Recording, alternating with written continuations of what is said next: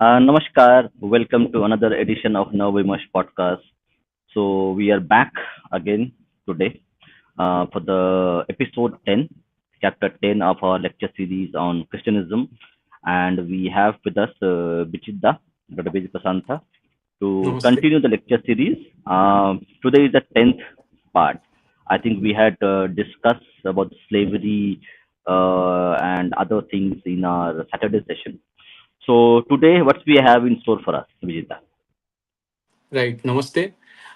So let's dedicate today's podcast to S.L. Bhairappaji. And Obviously, he wrote a lot of things to expose this sort of this frailty in the name of secularism. And following his works, today we are going to expose this chameleon like adaptability of Christianism and how it penetrated into our socio political structure through this Trojan horse, which is called secularism, right? So we have already done a detailed philosophical discourse and discussion on the topic of secularism and how it is assisting in Hindu Janavidvans, right? You can, in one of our previous sort of podcasts, so you can have a look. It is there in our viewers already.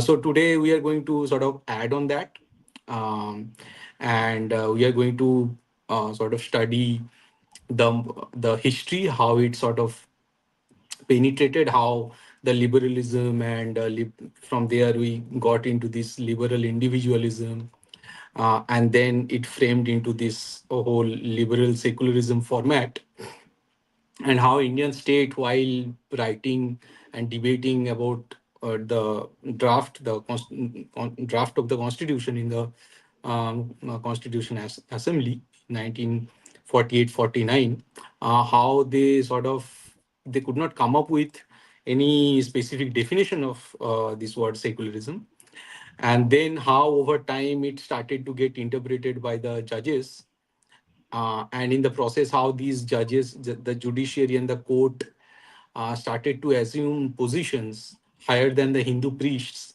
in through their judgment in defining what secularism mean, what Hindu dharma mean. And all of these judgment, more or less, they actually catered to the obviously to the Abrahamic interest, because you know that judiciary works on records and references and legacies of previous judgments, for example, right? And Obviously, we adopted a colonial British like Abrahamic structure in our constitution. They, with that same sort of scriptural mindset, ki everything, whatever essential practice or essential doctrine of a religion has to be there in some scripture.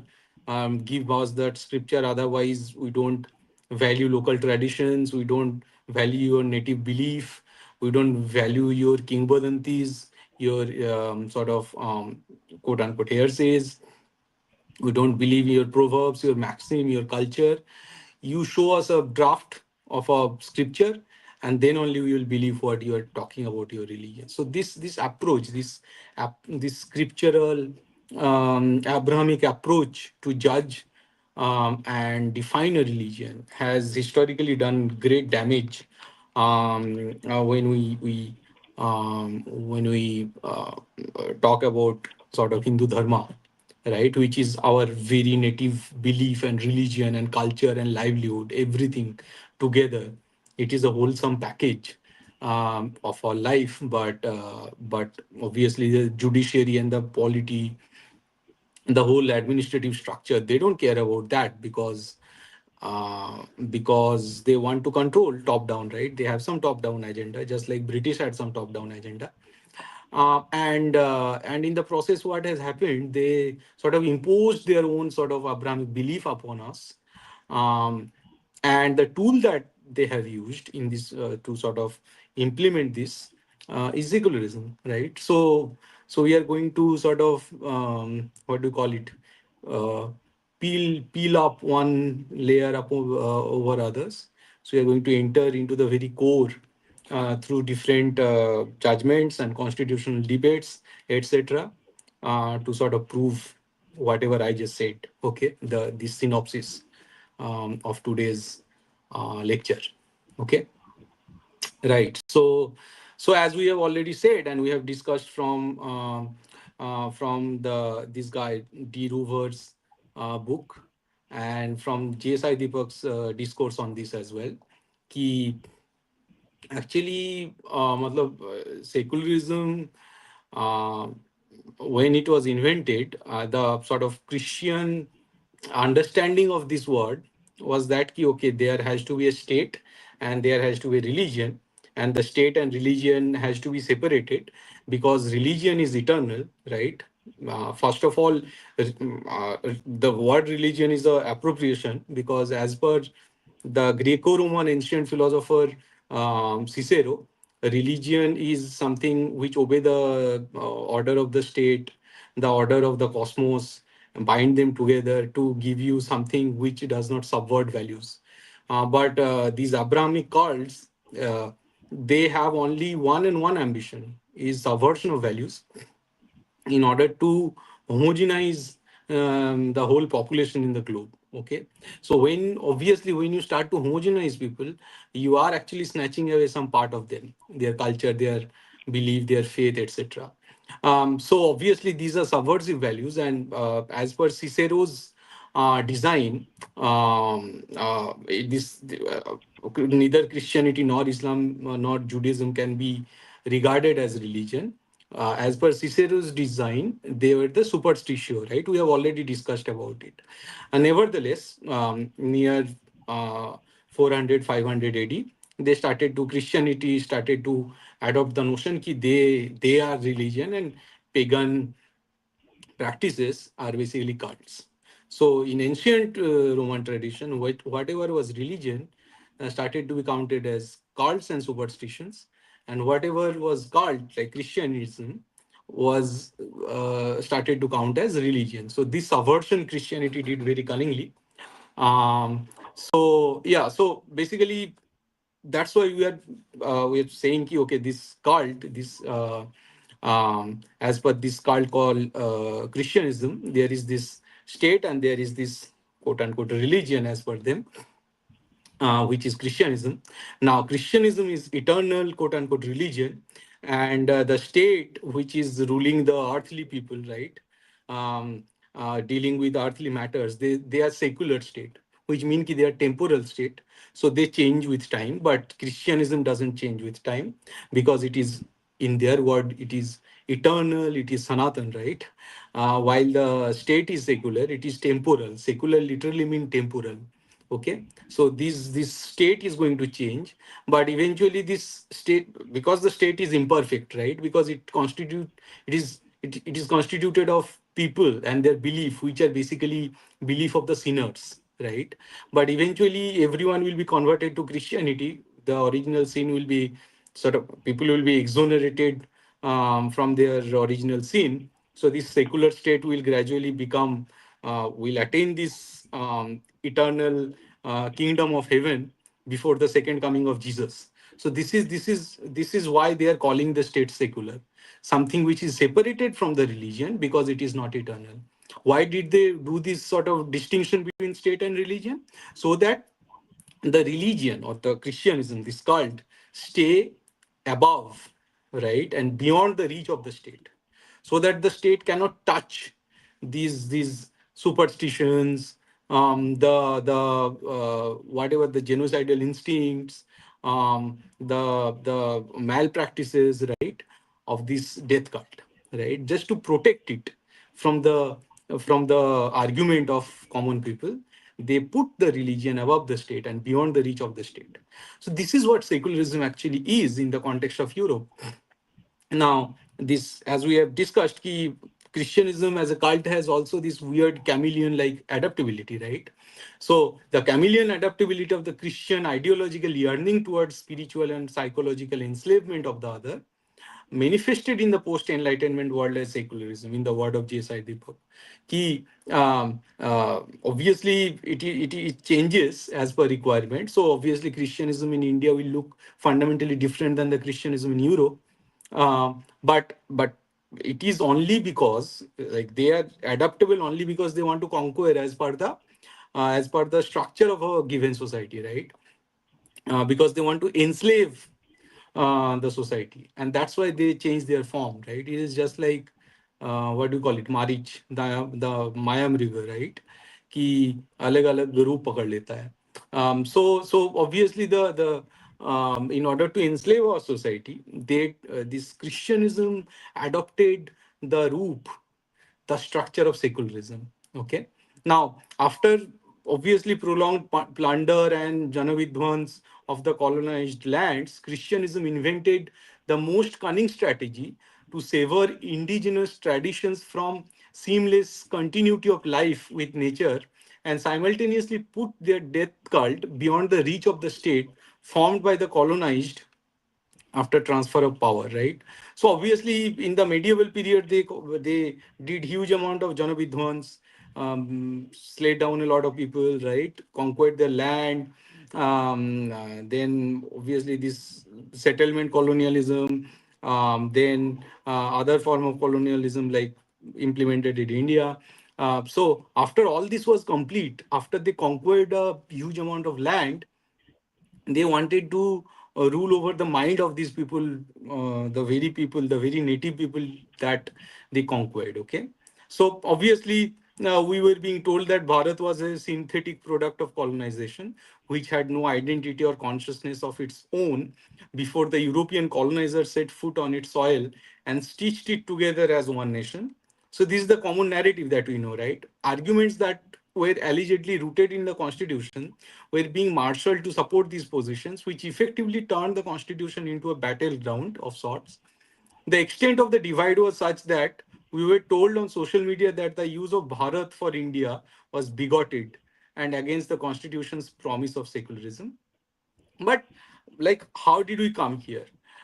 We come here because all the people, right, all the so-called educated class of the country, even the highly educated university going and people, students and the professors, they are adopting that the notion of secularism is a universal notion, कि इसके अलावा और कुछ तो हो ही नहीं सकता, as if like this is a universal design. It has to be there in order to sort of cater to the interest of all the people dwelling in this country, right? But you have to know that this is a design by the colonizer, and colonizer thought about this design for over a century, and it stemmed from the Christian European vision for civilizing the rest of the world, right? And their pretension that secularism is a universal value, and consciously.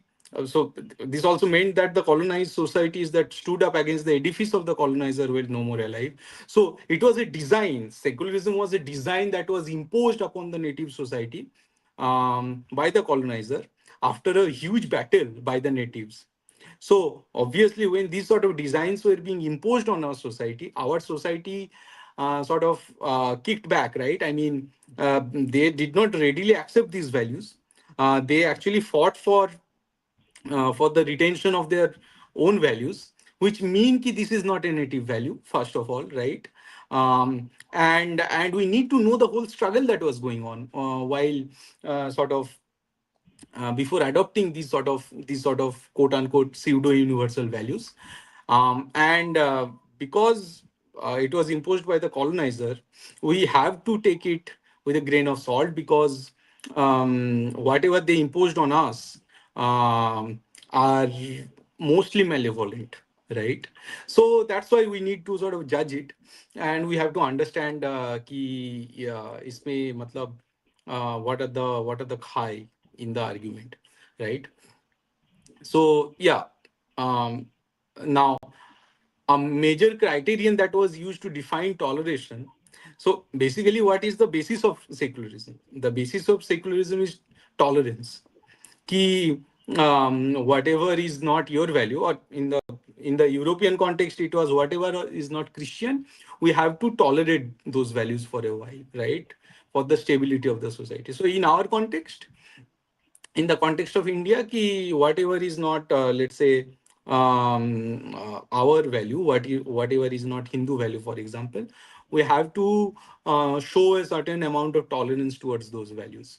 This is the basis of secularism, right? Ki, so that we have to, as an individual, we have to show the toleration, and then the state will take care. State is promising, so I am showing tolerance, and contractually the state is promising me कि he will treat me and the person of the other value, let's say a Muslim or a Christian, in equal regard, right? The state is not going to perform any injustice on me, right? So this is the hidden contract behind secularism.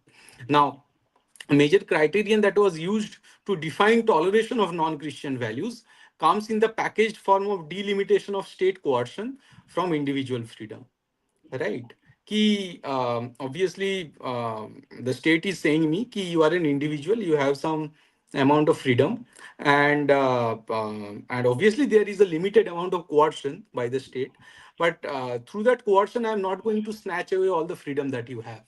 This is the hypothesis that says that only practices that do not cause harm to the others ought to be tolerated, right? Ki if there is a practice in Muslim society which is not harming me, I need to tolerate it. This is called the harm principle.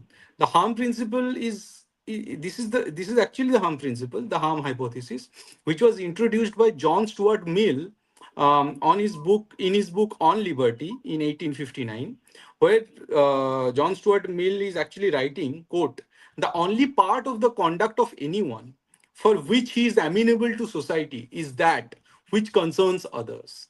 In the part which merely concerns itself, his independence is of right absolute. Over himself, over his own body and mind, individually sovereign. Okay, so basically these actually formalized to prevent the secular state from imposing sensible, logical, natural, or secular restrictions on Christians, right? So why I'm saying this? Because here you're seeing this is the harm principle is basically saying what? Ki, the only part of the conduct of anyone for which he is amenable to society is that which concerns others. So I have my own freedom and I have certain conduct which are sort of parlocating in the society in some form. Some of my actions, some of my belief through which I am trying to put an impact on the society. I'm trying to work back on the society, right? So these sort of my beliefs, my actions, my faith, these are something that should concern others. Now, in part which merely concerns itself, right? But there is a huge part which actually concerns me only, and there I should be independent, and I should have absolute right over those things, right? So, such as owning my own body, my own mind, right? And in my own body and my mind, at least I should be sovereign, right? So from here it seems like okay, this is justified, but this was actually formalized. If you think deeply, it was formalized to prevent the secular state. Again, what is secular state? A state which is not favoring the Christianity. So it is. So I'm now talking in the context of Europe. It was actually formalized to prevent the secular state from imposing sensible, logical, natural, or secular restrictions on the Christians. Christianity as a faith, it is unscientific. It is not logical. It is actually nonsensical. It is not natural, and it is not secular. Now, when you are saying कि ठीक है मेरा belief है, whatever I believe, no matter how much illogical that is, I am sovereign. The state should not come to teach me that I am wrong in my Christian faith.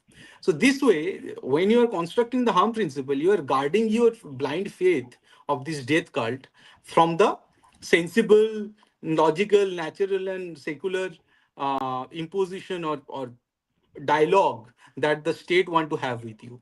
Okay, and their cult activities. So this was formalized to prevent the secular state from imposing sensible, logical, natural, and secular restrictions and dialogue with the Christians, and their cult activities, no matter how much unscientific, abnormal, and perversive they could be. it was also intended to curb the limit of the control of a society over the individual, right. कि society अगर कोई logical direction पे जा रहा है, उससे एक Christian बंदे को कैसे रोका जाए, उससे रोकने के लिए भी अगर कोई बंदा अगर परवर्जन भी फैला रहा है, वो उस एक्टिविटी को कैसे इंसुलेट किया जाए, इसके लिए ये जो जॉन स्टुअर्ट मिल है, इसने ये ऑन लिबर्टी में ये हार्म प्रिंसिपल प्रपोज किया. Now, one may argue that this principle was utilized to save democratic society from the tyranny of the majority, right? Ki, obviously, when you are saying that the individual is the sovereign, then the individual will have his own individual belief, and this way, the herd mentality would not take the dominant position, and the democratic society will be saved from the tyranny of the majority, right? But the reality is other way around.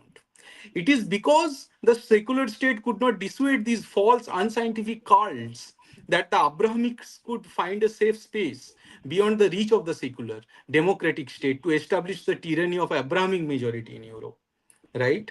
Because the secular state cannot dissuade anymore. The secular state is not being able to have a dialogue with this irrational Christian man, this false unscientific cult, that the Abrahamics could find a safe space, right?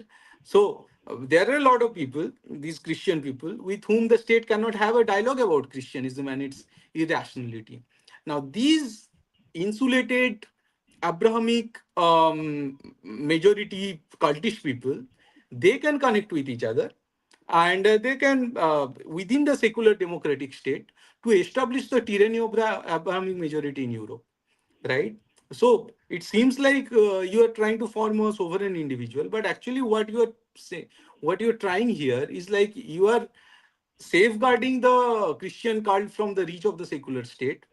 You are insulating these whole herd of sheeps, and then these guys can actually group up, just like what is happening in America, right?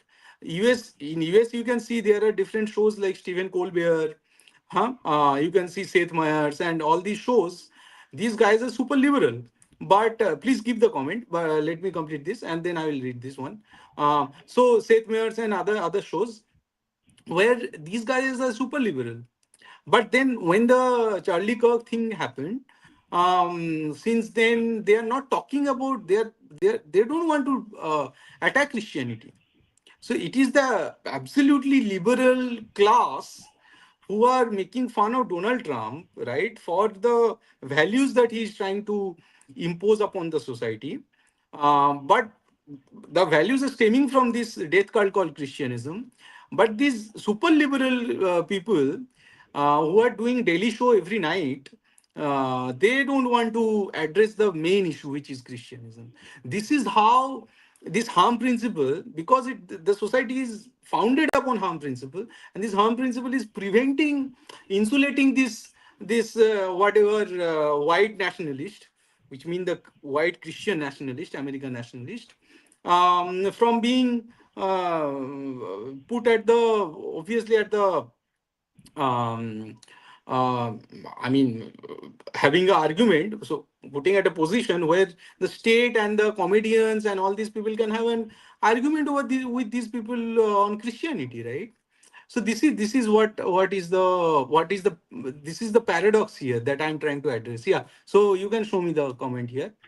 Yeah. So Basically, this was rights exist till it does not infringe on others, or you can move your hand till it does not touch someone else's nose. Yes, so that is the harm principle, right? But here the harm principle is actually calling ki individual is sovereign. You cannot argue with them over their belief.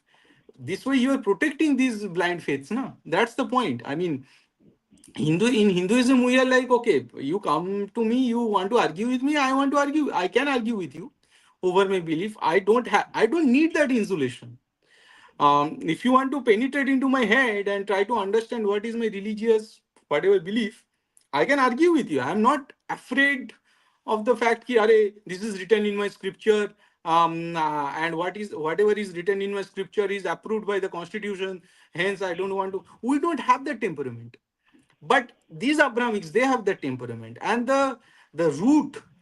evil, the root hypothesis behind it, right, is this harm principle. They needed this harm principle in order to declare an individual as a sovereign who cannot argue, who the state has no right to argue with an individual over his or her belief.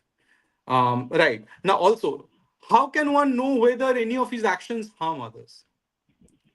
Right. So this is a definite question कि you are saying कि अच्छा मतलब वही knows वाला argument कि मेरा हाथ अगर आगे जा रहा है, जब तक तुम्हारा आगे नोज नहीं आ जाता तब तक मेरा area of whatever propagation है. But then how can one know where exactly is that limit?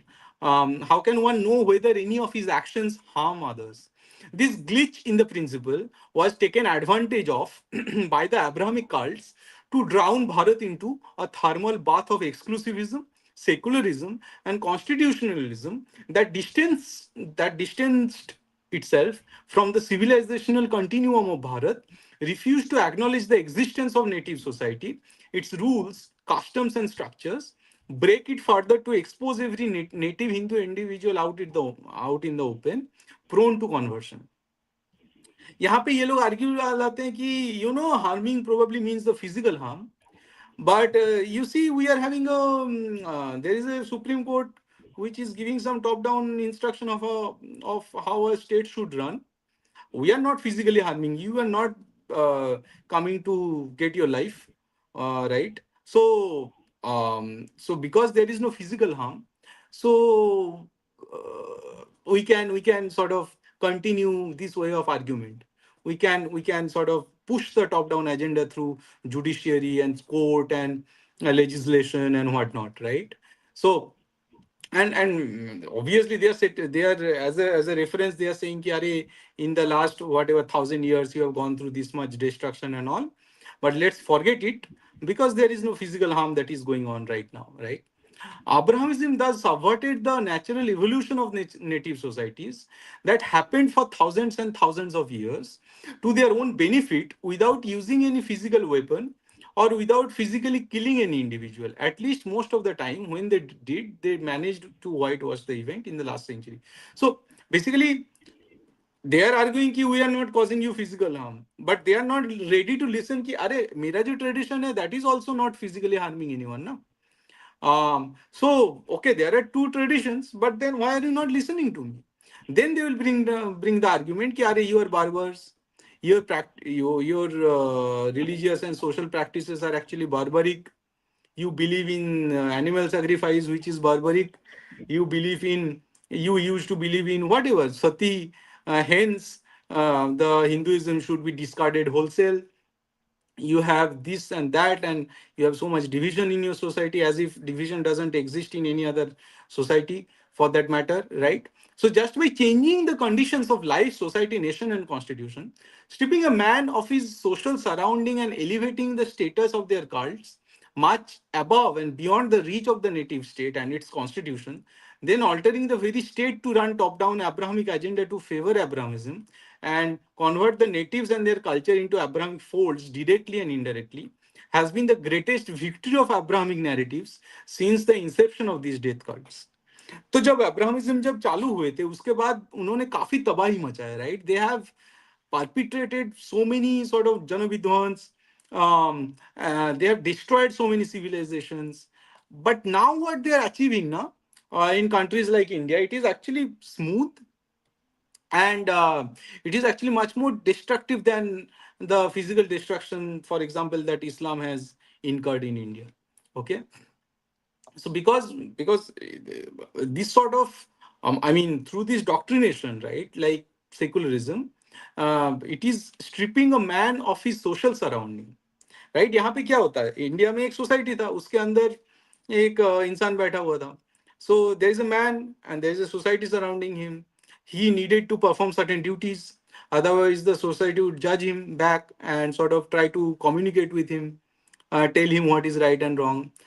यहाँ पे ये स्टेट आगे क्या कर रहा है, this secular state, it is stripping, क्योंकि इट इज अगेन सेइंग कि an individual is sovereign. It is stripping of this man, this individual, of his surrounding society, right?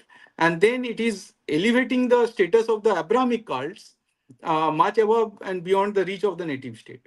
तो यहाँ पे क्या हो रहा है, अगर आर्ग्यू करना है तो हिंदू बिलीफ को लेके आर्ग्यू कर सकते हो, बट क्रिश्चियनिज्म और इस्लाम को लेके आर्ग्यू नहीं कर सकते. इनफैक्ट उनके राइट्स एंड उनका इंस्टीट्यूशंस, उनका प्रोपोगेशन सब कुछ protected by the Indian state, right. So obviously a person, right, is saying कि अरे ये अपना जो सोसाइटी हो तो काफी इनसिक्योर है, इस पे रहने के लिए हमेशा मुझे जवाब देना पड़ रहा है. लेकिन मैं अगर उस सोसाइटी में चला जाऊंगा, I am not answerable anymore. My faith, my action, nothing is answerable. अगर मैं कल अरशद मदनी बन जाऊं और मैं जिहाद का ओपन एक कॉल दे दूं, that is also not answerable to, that guy is not answerable to the state. उसने जिहाद का कॉल दिया कल, the state can not ask कि भाई जिहाद का कॉल तो ये वायलेंट कॉल है. No, because the state would not interfere in religion, and जिहाद is a religious practice, right. ये जो एनोमेली है, इसका फायदा अब्राहमिज्म उठा रहा है, right. And this is the greatest victory of Abrahamic narratives in native like Hindu countries like India, कि इस कंट्री में, because we believe in argument and all these things, Abrahamism don't believe in this, but then they are beyond the reach of the state. So this is their greatest victory. वो लोग ऊपर बैठे हैं, फिर Indian state बैठा हुआ है, फिर एक हिंदू बैठा हुआ है.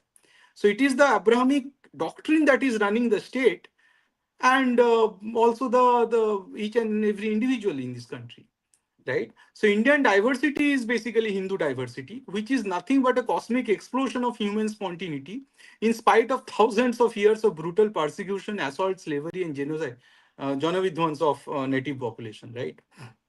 But it is our diversity that has been weaponized against us. क्योंकि the secular state want a homogenizing state. Secular state has a dream कि everything will converge towards this secularism.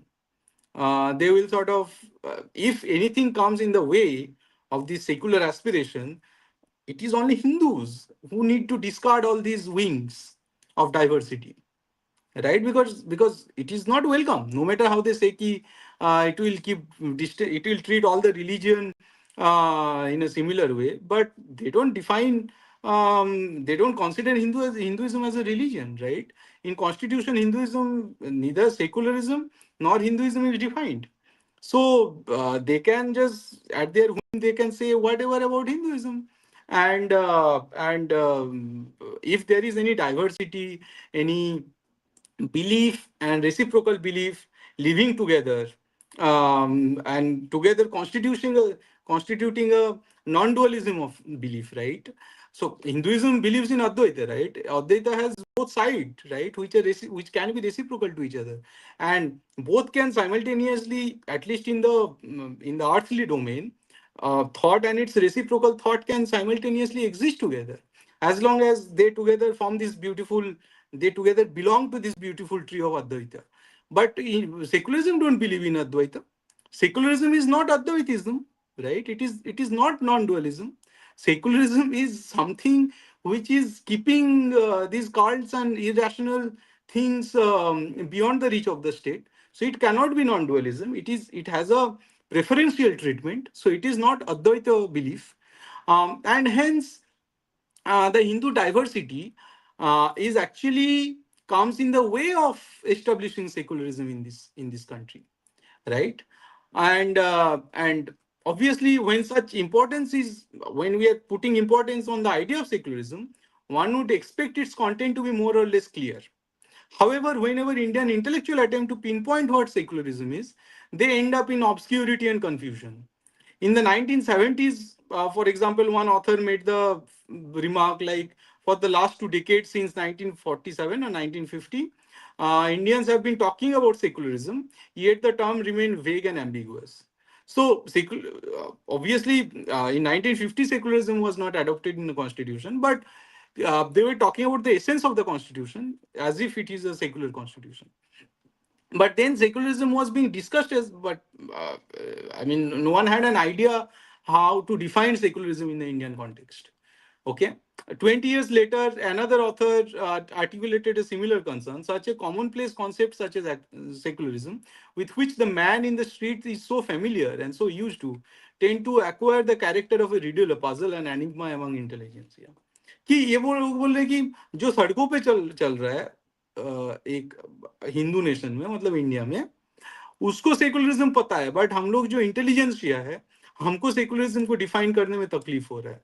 Obviously तकलीफ होगा, right? Because if you want to really do it in a neutral manner, it is not possible. It is secularism in secularism as a concept is applicable in a homogeneous society like a Christian society, जहाँ पे सब लोग Christian हैं, जहाँ पे सारे लोग अब्राहमाइज नहीं है, वहां पे तुम सेकुलरिज्म अप्लाई नहीं कर सकते. ठीक है? Because again the moment you are separating religion and state and giving preference, मतलब keeping the religion above the state, वो तो उसमें तो आम जनता जो सड़कों पे चल रहा है वो तो यकीन नहीं करता. अभी भी इंडिया का आम जनता इस पे यकीन नहीं करता कि रिलीजन को स्टेट, मतलब उनको पूछो कि मतलब हिंदुओं को एटलीस्ट पूछो कौन पहले है, तुम्हारा देश मतलब भारत है या हिंदू धर्म पहले है, काफी टाइम आंसर आता है कि भारत पहले है, पहले भारत है उसके बाद मेरा हिंदू धर्म है. ये आंसर आता है and it is justified answer because it is a native civilisational society. और उन्हें पता है इस ये जब तक ये मिट्टी है, जब तक इस मिट्टी में उसका कल्चर है, उसका जो प्रकृति है उस तरह से फल फल फूल रहा है, तो नो मैटर अगर दो तीन बुक गायब भी हो गया, हम लोग फिर से ये गढ़ लेंगे. At least this is what our believer, कि हमारा जो प्रकृति है, हमारा जो कंट्री है, that is our religion, that is our dharma. वहां से हम लोग धर्म को निचोड़ सकते हैं. अगर दो तीन बुक गायब भी हो गया, जल भी गया, तो फर्क नहीं पड़ता. But this is antithetical to the Abrahamic belief and the Abrahamic concept of secularism, for that matter. So, as an intelligentsia, obviously that means कि you are an intelligentsia from with an Western lens. तुम जब western lens वाला एक intelligentsia बनोगे, वहां से जब secularism को डिफाइन करने की कोशिश करोगे, you will fail big time. No wonder, right? Okay, so some point out that the curious absence and the startling significant vacuity in the notion secularism itself, and go as far as to claim that the notion has become sort of a mantra, quasi-religious incantation. Others put it mildly and say there is a tendency among Indian intellectuals to interpret the concept of their own subjective manner, or they use more pointed terms like liberal Hindu gods who can take different forms and give a chance to the devotees to worship in any form they like. In India, the concept of secularism has acquired so many interpretations and it now means different things to different groups of people. Right? हमारे हिसाब से secularism diversity है हमारा, कि अलग अलग जो विविधता है वो एक साथ रह सकता है. हिंदू के मन में ये सेकुलरिज्म है, राइट? ये और ये ऑब्वियस है. बट मुस्लिम के लिए ये नहीं है. मुस्लिम के लिए सेकुलरिज्म क्या है कि जितना हक हिंदू का है उतना हक हमें चाहिए, और उसके ऊपर से हमें वकफ भी चाहिए, हमें आर्टिकल 25 to 30 भी चाहिए. सो ऑब्वियसली अलग फैक्शंस के बीच ये टर्म का मीनिंग ही अलग रहता है, राइट? लेकिन इसमें ऑब्वियसली फायदा किसको होता है? फायदा उसको होता है जो राइट के लिए बात करता है, because it is only the aggressive community that talks about right? It is only the aggressive community that go to the court asking for right. Hindu को लगता नहीं है कि अरे ये तो हिंदू को, हिंदू एक ड्यूटी बेस्ड सोसाइटी है, तो वो पहले अपना जो फॉल्ट है वो ढूंढता रहता है.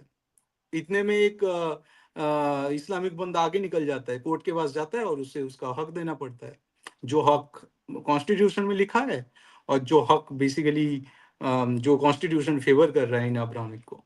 ठीक है? So right, the situation is no different in the courts. Confusions about the term secularism surfaced in 1994 Supreme Court Bomai judgment, where 7 judges explained their views on secularism, each giving a different account. जो बोमाई वाला एक judgement अभी भी site किया जाता है, उसमें एक जज ने ये बोला था कि the term secular has advisedly not been defined presumably because it is a very elastic term, not capable of precise definition, and perhaps left best undefined. कि ये एक इलास्टिक टर्म है, इसमें बहुत कुछ चीजें आ जाता है, सो इसको डिफाइन ही ना करे, इसको ऐसे ही इलास्टिक रहने देते हैं इसको डिफाइन करने की जरूरत नहीं है. Yes. Bijit, I think that itself is incorrect because if you see the laws in France specifically, which is Laicite. in yeah, like it. So correct, they have defined secularism to the T.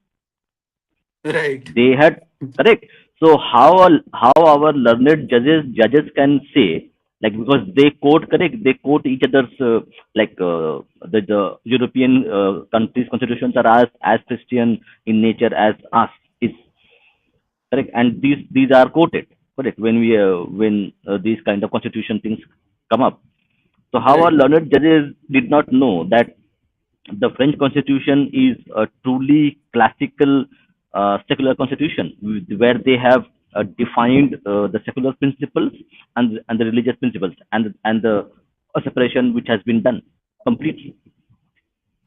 Now, I mean, to answer this question, I have to get into the mind of these judges and the whole, like, the people who were there in the structure, right? Hmm. I don't know. I mean, the answer is obvious.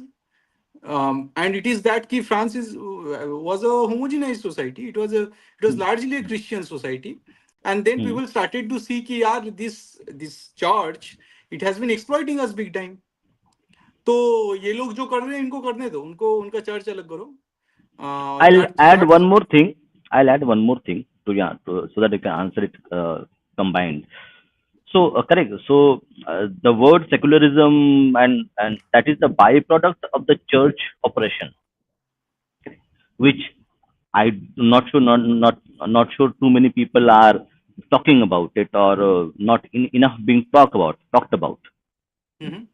The word, the concept of secularism has to be invented because church was too oppressive in its Right, conduct. Correct. right, So why? But we still are a non-Christian majority country.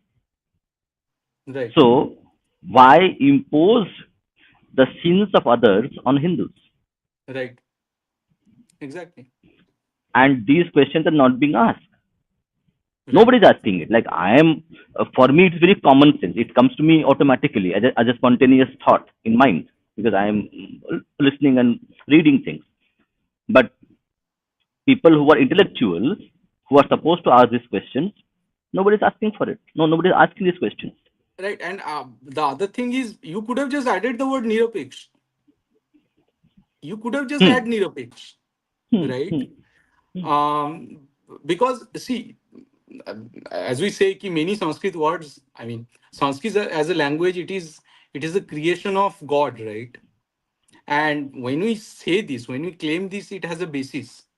What is the basis? Because in Sanskrit, it is such a precise language because the words are coming from the mainly the dhatu and pratyay and all these things, right? So each and every word is defined in a very specific way. Unlike other languages, because most of the languages are derivative of and apobhramsha of Sanskrit, Ex- right? So they don't know the origin of their word. We exactly know the origin of our words. So basically by default, each and every word that is there in Sanskrit and many Indian languages, we know precisely what they mean, right? I mean, many of the words that are there in Oxford Dictionary or French dictionary, those are borrowed words because this dictionary they change in time, right? And they don't know where they are originated from. That's why they need to maintain a dictionary, so to say, because and just one more thing to add to the argument itself. So correct, we hear the term correct Western civilization, correct, right, and we have talked about this multiple fold in our series, that Western civilization is equated with with Christian civilization, but the Christian civilization traces its roots to Roman and Greco-Roman right, civilization. right. But So, this what I would say, it's a hypocrisy of the intellectuals of the Western people themselves, that they are not calling out that okay, the classical Greco-Roman civilization was Right. not a Christian civilization. Exactly. I'm not sure They are how many borrowing the people. words. They are borrowing their words from there. Hmm, Pretty much all the words that you use in English have the Greco-Roman origin. hmm. So they are borrowing even from that Greco-Roman tradition without giving attribution. And because they are not giving a proper attribution to those origins, no wonder it is creating such like puzzles, right? Um, and a word can mean very many things, as we have already discussed yesterday. The very word Christian slavery meant a lot of things. It opened up a whole new sort of slew of meanings, right? And but that's the problem when you are using a word. Just like they copied a lot of things from across the world in terms of science, right? In arts, because arts is a as a subject, it's a very subtle subject, right? Such as It is it matlab, is fluid in nature. It is fluid. etymology and all these things, yeah. And they have, so to say, they did not have any basis of etymology or linguistic. They just created these words and all these things out of thin air, by borrowing and all these things, right? By apobhramsho, Hmm. which means the derangement and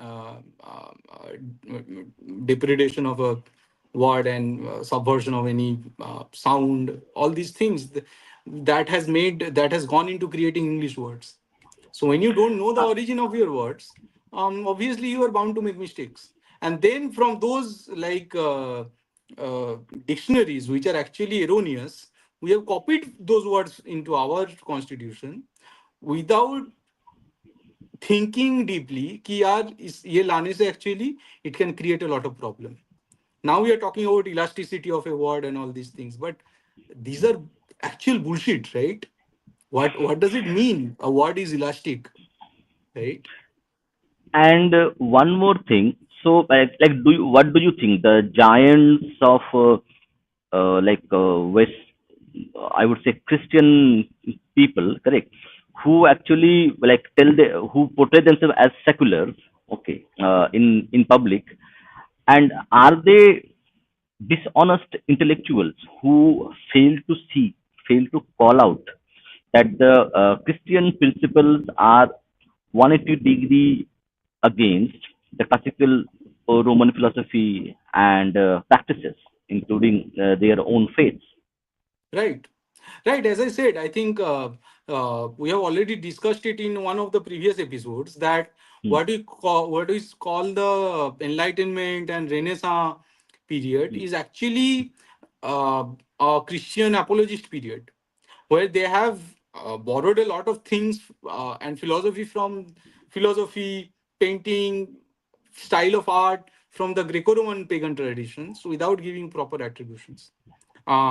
And in the process, for example, in philosophy, pretty much all the philosophers in that era were either copying from Hindu philosophy or they were creating Christian apologist philosophy. So, for example, I think we talked about this guy Rousseau, right? Rousseau is considered to be the father of Enlightenment in France, right? Whose writing apparently caused a huge French rebellion and French Revolution and all these things.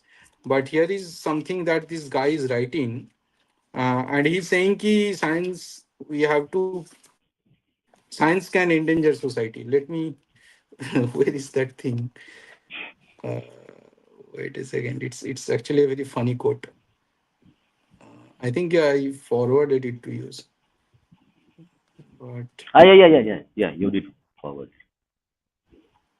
let me check. Yes. So here is this guy writing. So I'm copying from Leo Strauss, Natural Right and History. Okay. So yeah, therefore, so here is this guy Rousseau. Rousseau is writing, quote, therefore, science or the attempt to replace opinion by knowledge. So the attempt to replace opinion by knowledge necessarily endangered society. So you cannot have knowledge in society because it will endanger the society. You cannot have science in the society because it will endanger the society. Which society? Christian society. Okay? Freaking Christian society.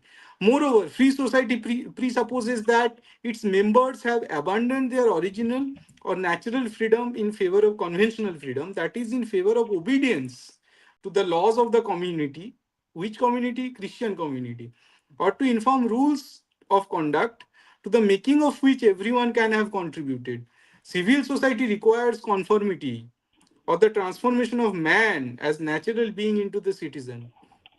But the philosopher, listen, but the philosopher or scientist must follow his own genius with an absolute sincerity or without any regard to the general will or the communal way of thinking.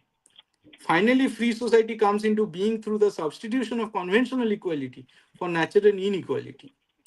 ठीक है. So basically this guy is saying कि because these guys philosophers and scientists they have their own genius and they don't conform to the general will of the society, right, and the uniform rules of conduct, incorporation of knowledge and science in the society can endanger a society.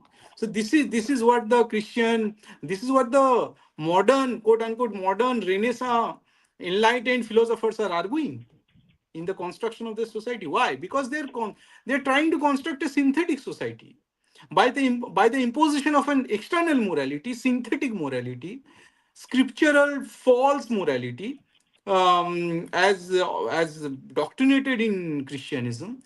That's why a philosopher need to argue in this real like bullshit way, to, in saying ki science will endanger a society or knowledge will endanger a society. Just imagine how insecure this so-called Western society is, that they need to denounce science and knowledge in order to maintain the stasis. I mean, I would call it stasis or the equilibrium in their society, right? So obviously, when you are borrowing any idea from that synthetic morality, synthetic scriptural morality, you will have no foundational basis of those things, right? Niropeksha is coming from a natural morality. It is easy to express, it is easy to understand. Secularism, because it is coming from a synthetic morality, which has no foundational basis, which is not a natural morality, it will obviously difficult to interpret, because the people who don't believe in natural morality will try to argue in their own scriptural way. And then you have this whole harm principle, which will say that individualism is sovereign and his faith is supreme. The state cannot ask him any question about his faith. So that's a puzzle, right? You cannot treat a rationality and irrationality with you cannot give them equal treatment, right? If something is synthetic morality and something is natural morality, you cannot treat them equally. You should not treat them equally as a state. But here, a state is actually not only treating the Abrahamism with like giving them a favor. Actually, it is keeping it beyond the reach of the state itself. तो वहां से फिर ये आएगा.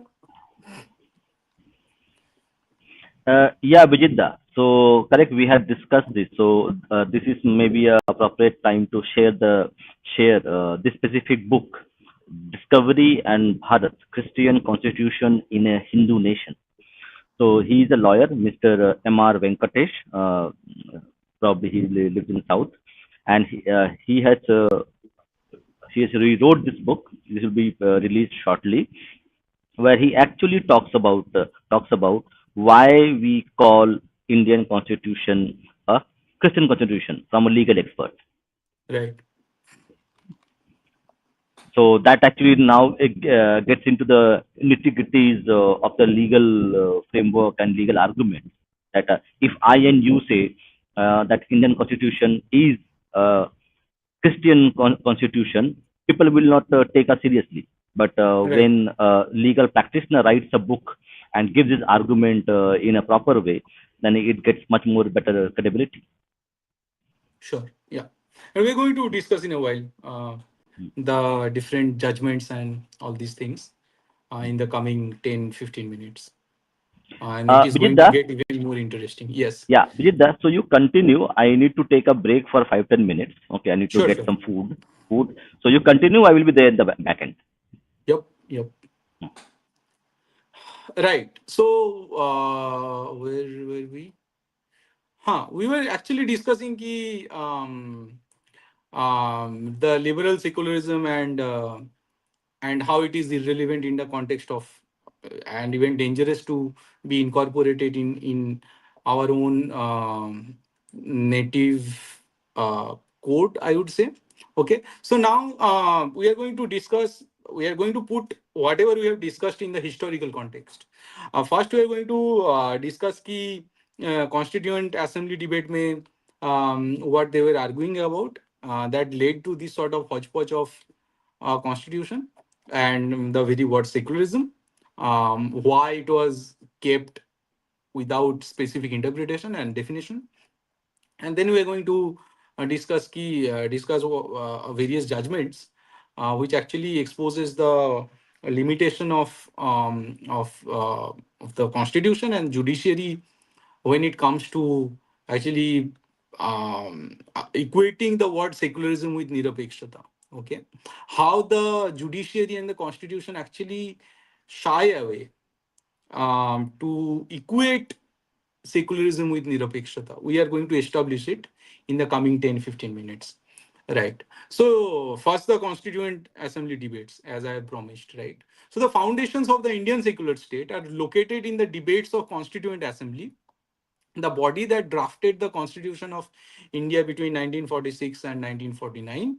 Since most assembly members agreed that India should become a secular democracy, they reproduced standard formulations of religious freedom and the secular state. So this much is easier, right? कि ठीक है, अगर religious कोई practice है उस पे हम लोग बाधा नहीं डालेंगे, because these are outward expression of a philosophy, or अगर outward expression of a philosophy, if it is not harming anyone, then it should be fine, right? At least मतलब अगर बाहर से जो दिखा रहे हैं उसके थ्रू अगर भाईचारा निकल रहा है तो we should be fine with it, बाद में फिलोसफी को टैकल कर लेंगे.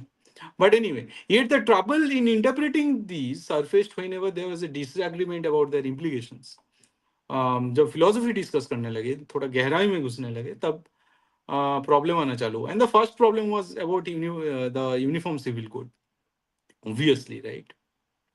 So this started when Muhammad Ismail, a Muslim representative, proposed to add the following proviso to Article 35, which said that the state would secure for its citizens a uniform civil code throughout the territory of India, provided that any group, section, or community of people shall not be obliged to give up its own personal law in case it has such a law. जब uniform civil code का बात होने लगा तब मोहम्मद इस्माइल, अपना एक peaceful बंदा, ही actually said कि it should not contradict with the personal law. अगर कोई पर्सनल लॉ है तो वहां पे फिर उस ग्रुप को अप्लाइज नहीं किया जाएगा to obey the uniform civil code. Ismail defended his provision as follows, quote, now the right to follow personal law is part of the way of life of those people who are following such laws. It is part of their religion and part of their culture. If anything is done affecting the personal laws, it will be tantamount to interference with the way of life of those people who have been observing these laws for generations and ages. The secular state which we are trying to create should not do anything to interfere with the way of life and the religion of the people. And there is no depth in this argument, so I'm not going to even explain it further. Several Muslim representatives agreed that the secular state could not touch personal law because it ought not to interfere in matters of religion. Now, when others rejected this proviso as a direct negation of Article 35, the dispute turned into correct interpretation of the secular state. Another representative insisted that Indians seem to have very strange ideas about the secular state.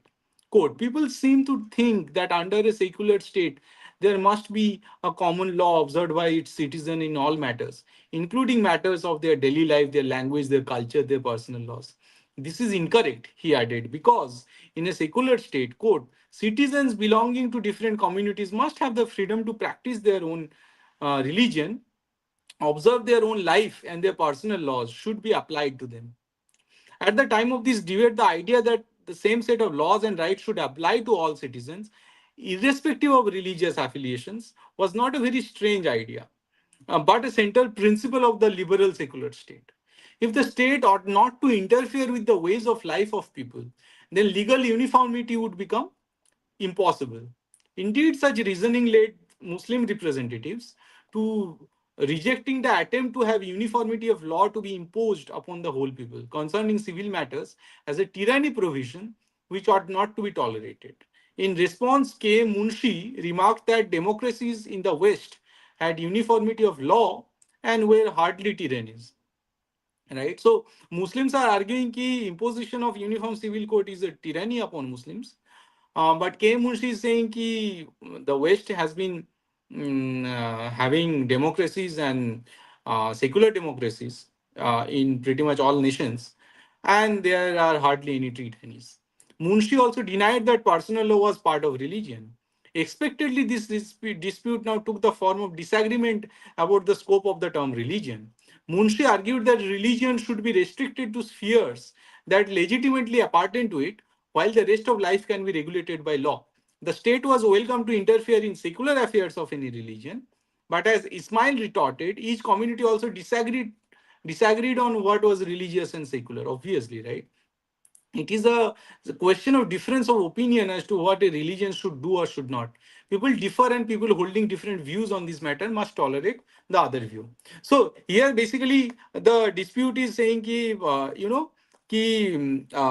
really, so K. Munshi is arguing ki obviously if there is a religion and religious practices, it can be dissected and it can be categorized into, let's say, essentially religious practice surrounded by some secular practices, right? And then Munshi is driving his argument towards the point where where sort of the debate is asking about defining the essential religious practice of a religion, if you can call Islam or Christianity a religion at all. Okay, but the Muslims are saying, we are not going to listen to you about what should be considered essential religious practice and what should be considered secular practice. To us, to Muslims, everything that we observe within our religion should be considered as religious practice. Now, in this debate, the Muslim representatives treated the principle that the state ought not to interfere in religion as an isolated normative proposition and made use of a commonplace from Islamic theology to interpret it. The belief that Sharia has been ordained by Allah and not by human agency. Now you see, when there is a debate between uniform civil code and like when the Constituent Assembly is trying to come up with establishing the equivalence between secularism and nirapekshata, here an Abrahamic power have started to invoke Allah. They are saying ki we have Allah who is Almighty, and Allah should be treated above the state. Hence, whatever Allah has ordained through Sharia, the Indian state cannot touch on any of those principles. So now, when you try to construct secularism by giving space to such blind belief, obviously you are bound to commit like confusion and errors, right? Now, since religion covered all of God's revelation, they suggested a secular state should not interfere in Muslim personal law, which means that there will be a secular state, but the Muslim law will be beyond the reach of that state. Confronted by the interpretation, secularists in the assembly could not draw upon any conception of religion that clarified the properties determining the religiousness of a practice or belief. Right? Muslims are saying no matter what we practice and what are our belief, they are religious belief. You cannot call them secular. Or you cannot call them irrational for that matter. They had to take recourse to other commonplace to interpret this principle. Now, B.R. Ambedkar comes here into the picture. B.R. Ambedkar is now trying to establish the idea of essential religious practice. That will lead to even more confusion. So, B.R. Ambedkar, the chief architect of constitution and advocate of social reform, borrowed the cliche from European Orientalists that religion in India cover all aspects of life from birth to death. There is nothing which is not religion. And if personal law is to be saved, just like the Muslims are arguing, um, I am sure. So Ambedkar is saying, I am sure about it that in social matters we will come to a standstill. Ki if you try to incorporate personal law in this debate, then obviously the debate will halt here. It will come to a standstill, and we are not moving ahead. He offered an alternative to seeing everything as religion. Quote: "There is nothing extraordinary in saying that we ought to strive hereafter to limit the definition of religion in such a manner that we shall not extend beyond beliefs and such rituals as may be connected with ceremonials which are essentially religious." Ambedkar's proposal, however, generated a vicious cycle since his definition of religion included the term to be defined. Without consensus on what religion itself is, there would also be disagreement on what was essentially religious, right? So now the debate will be about, okay, what is essentially religious and what is not. And then from there, there will be cases where, for example, controlling temple, right? So the state will start to argue that, okay, I know ki Hinduism is a religion and we have granted you the status ki you are religion, but management of temple is a secular affair. And management of temple, because it is a secular affair, the state can have control over it. The state can have control over the trustee and the boards, and even they can appoint a Muslim or a Christian to watch over the trustees and the board, temple board, right? Because controlling the temple or management of the temple is a secular affair, although rituals performed in the temple is essentially religious. Hence, the temple ritual would not come under the purview of the state, but the management of the temple can come under the purview and control of the state. So this is basically the argument that is still there, in the judicial sort of sphere, and they're using it, right? And recently, in the case in Kerala, right, the Sabrimala case, they started to consider even the temple ritual as a secular affair in which the state can intrude, right? So the basically the temperament of the Indian state, the Indian secular state, is that ki okay, you dissect the Hindu values into essential religious and secular values, and then you so when you try to sort of categorize something as essentially religious and then something which is so essentially religious and secular, then you try to widen the scope of the secular affairs in Hindu values to the extent that you try to penetrate into the garbhagriha of a temple, right? You try to steal the gold that is there in the door and in the murtis, in the vigrahas. You try to say ki the even the woman will have the access to Sabrimala, and the men can have access to Kamakhya Devi temple. You start to basically narrow down what is essential religious practice of Hinduism. That is where the Indian state is actually moving, right? In through the argument in the court and in legislation, right? Okay, so now judging Hinduism. So when the constitutional sort of constitutional assembly debate was sort of established, and it could not give a proper definition of secularism, it could not implement uniform civil code. But how now we are going to discuss how it affected the judgment, which actually are relevant for our purpose, right? For Hindus. Right. So the puzzle of the two spheres wreaks havoc in India because it is even less clear that the elsewhere how the religious and the secular are to be identified. The majority religion of India is supposed to be Hinduism, but there is no clarity as to what Hinduism actually is, whether it is a religion or not, or even whether it exists or not.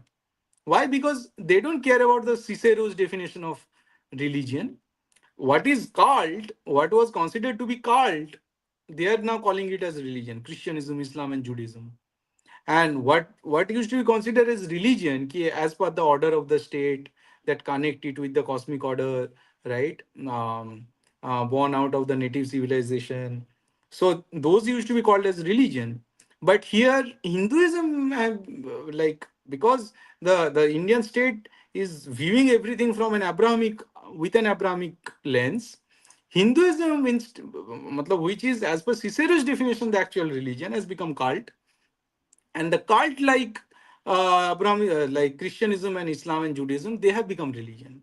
Okay, so in 1946, our Nehru Chacha noted, quote, Hinduism as a faith is vague, amorphous, many-sided, all things to all men. It is hardly possible to define it, or indeed to say whether it is a religion or not, not in the usual, or not in the usual sense of the word. Right. Fine, I don't have any objection as long as you keep it, you acknowledge the diversity of it. It must be extremely difficult, if not impossible, to identify something that is indefinable, vague, amorphous, many-sided, and all things to all men. But when one does not succeed in identifying Hindu religion, how can one even dream of separating it from the state? But it is necessary, right, in order to bring the status of Hinduism down in the eyes of the state. You need to sort of somehow create a hodgepodge of religion and Hinduism, right? This constitutes a serious problem. Scholars agree there is no particular set of dogmas, belief, or practices that define Hindu religion. Basically, the conclusion is that the religion does not have any properties allowing one to recognize it. If Hinduism does not have such properties, how shall we determine when this religion intrudes into political domain? When does a state become Hindu as opposed to secular? When the government publicly cites Rama as the prototype of ethical king, or when it consults an astrologer before making a political decision, when a puja ritual is done in parliament, or when a Puranic story is told by state officials, any answer to such questions will derive from the properties that distinguish the class of things Hindu from that thing secular.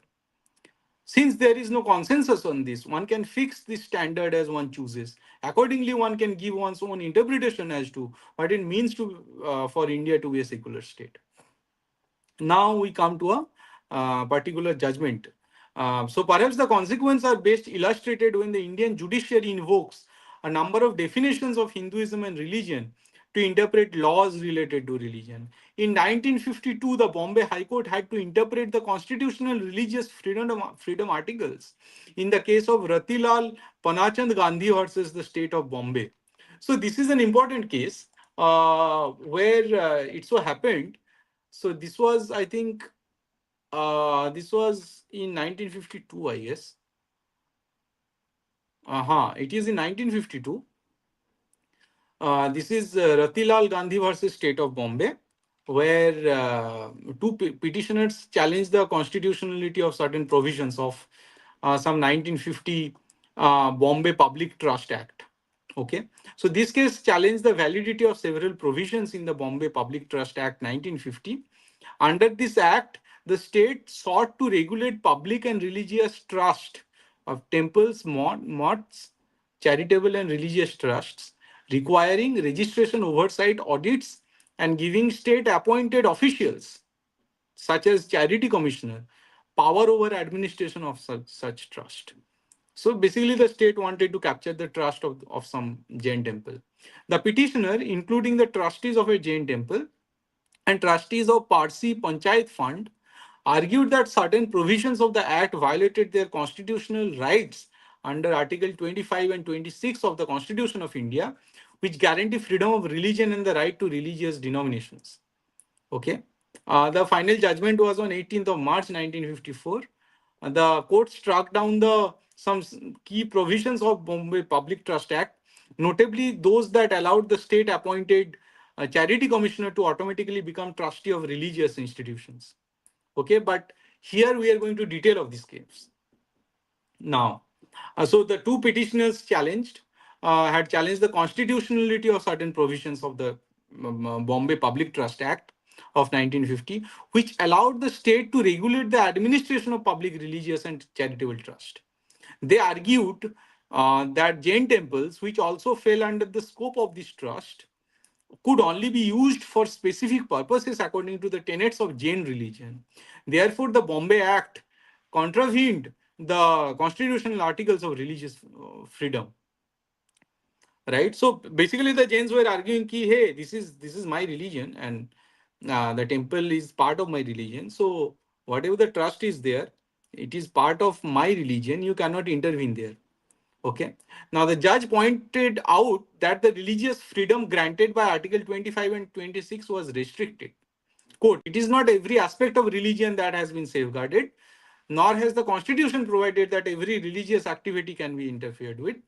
So drawing on a specific, so they are trying to say ki, temple trust is a secular affair. Drawing on, so here is court arguing ki, against the Jains, ki your Jain temple and the trust there, it's not part of your religion. Okay.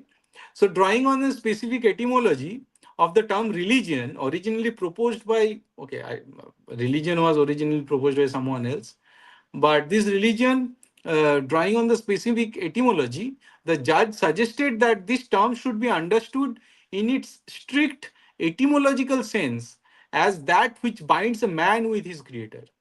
Okay, so basically the court is arguing that, this is not, temple trust is not essential part of your religion, because religion is what binds a man to his creator, and that is the essential core of a religion. Those doctrines around this bonding between a man and creator, and temple trust doesn't come under the purview of this doctrine, hence it is a secular part of your belief, right?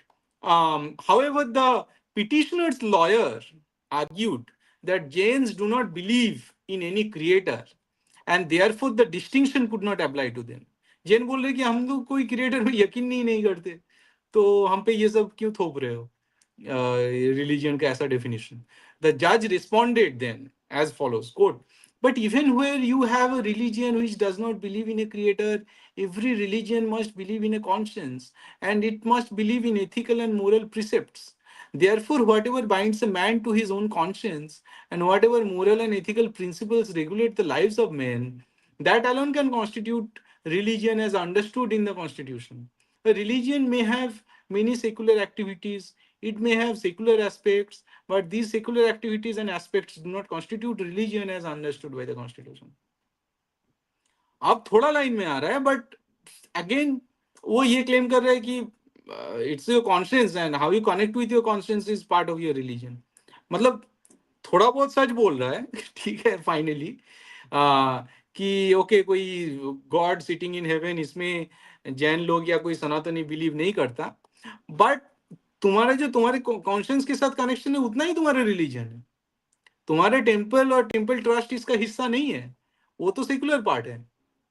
Now the point is, if religion is constituted by the conscience and its moral precepts, then one cannot consistently argue that it does not encompass activities such as administration of the temple, right? Otherwise one have to allow managing the finances of a temple, including potential embezzlement of its wealth and actions outside the domain of morality and the conscience, right? The point is, temple का fund और temple का trust कैसे इसका हिस्सा नहीं हो सकता.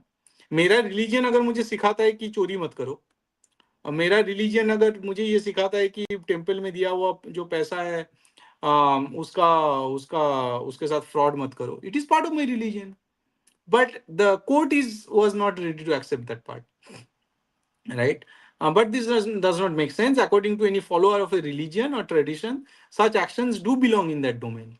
Consequently, since this judge argued that religion is constituted by whatever binds a man to his own conscience and whatever moral and ethical principles regulate the lives of men, such secular activities would have to come under the realm of religion, right? Still, interpreting religion in the strict constitutional sense, um, uh, made the judge conclude that the administration of the property was not religious but a secular activity regulated by the state. Drawing on some definition of religion, the judge here determined for the followers of a tradition which aspects of that tradition were essentially religious and secular.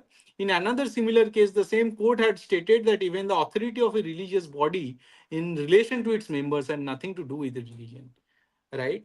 Matlab, just to save a falsehood that there is a guy sitting in the heaven above us, just to save that blind faith the court is going to the extent of uh, announcing that our core values, the core values of Sanatanis, of Jains, Sikh, Buddhist, and Hindus, are essentially secular values. Okay, our values are universal values, but then you are calling them secular values.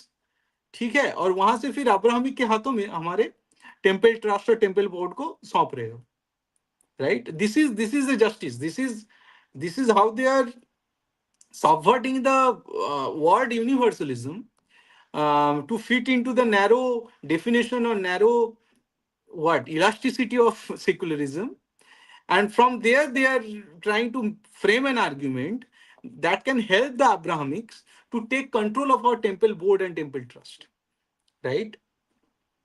So obviously, then this got rejected, and the Supreme Court actually reinterpreted religion as it is not merely an opinion, doctrine, or belief, but had outward expression in acts as well. कि supreme court बोल रहा है कि it is not merely believe, but तुम जो action लेते हो, तुम टेम्पल का निर्माण करते हो, that is also part of your religion. So that was the frame of argument for them, right? So this step shifts the problem to even difficult questions. Which are the religions of India? Is Hinduism one of them? Hinduism consists of a range of traditions, all of which prefer different narratives, draw on different teachers, and emphasize different texts and customs. Which of these contains the doctrine that determines the essential part of Hindu religion? Perhaps one could propose that there are many different Hindu religions.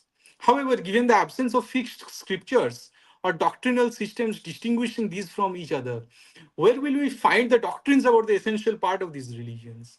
Given the non existence of established authorities, who will decide about this doctrine? Right? Then these issues remain unresolved. Became clear in later cases where the court argued that demonstrating that some practice were truly Hindu required that one produce its scriptural foundation. तो बाद में court फिर धीरे धीरे scriptural morality अपने judgement में include करने लगा. So then the court started to argue कि to demonstrate something is a Hindu practice, you have to come up with some scriptural reference.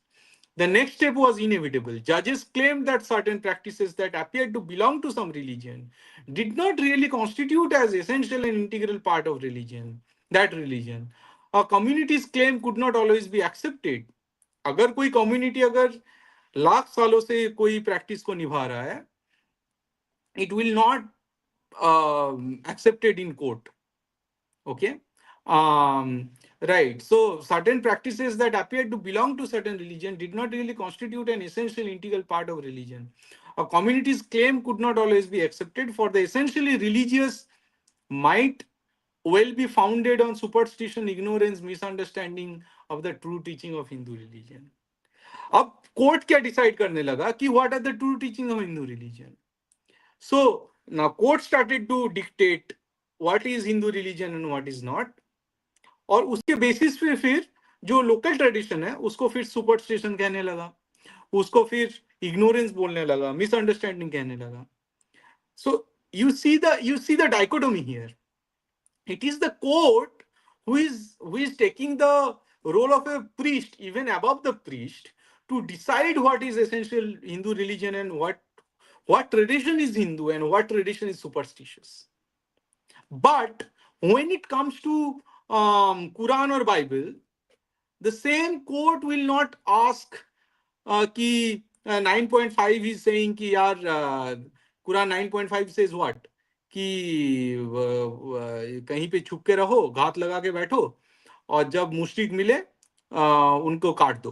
Right, this is slay down the मुश्रिक, that is Quran 9.5.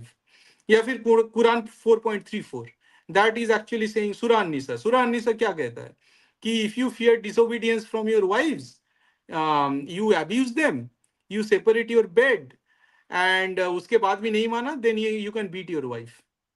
The court will not ask these verses because these are part of essential religious practice, but the court will decide which part of our Hindu tradition is superstitious, which part is basically our ignorance and our misunderstanding of the true Hindu religion.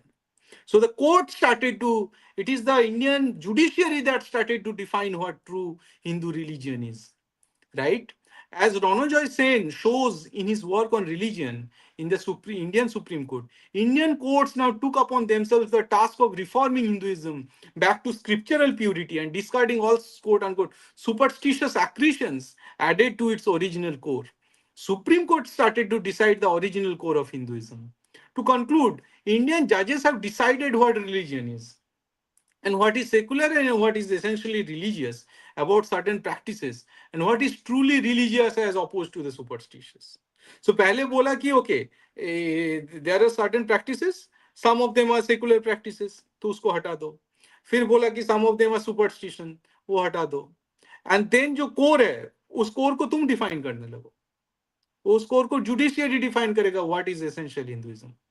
At its most disquieting quietening hoga, this modus operandi takes the form of so-called doctrine of essential practice, which allows Supreme Court to reform religions and dispose of all non-essential practices according to a normative picture of rational religion.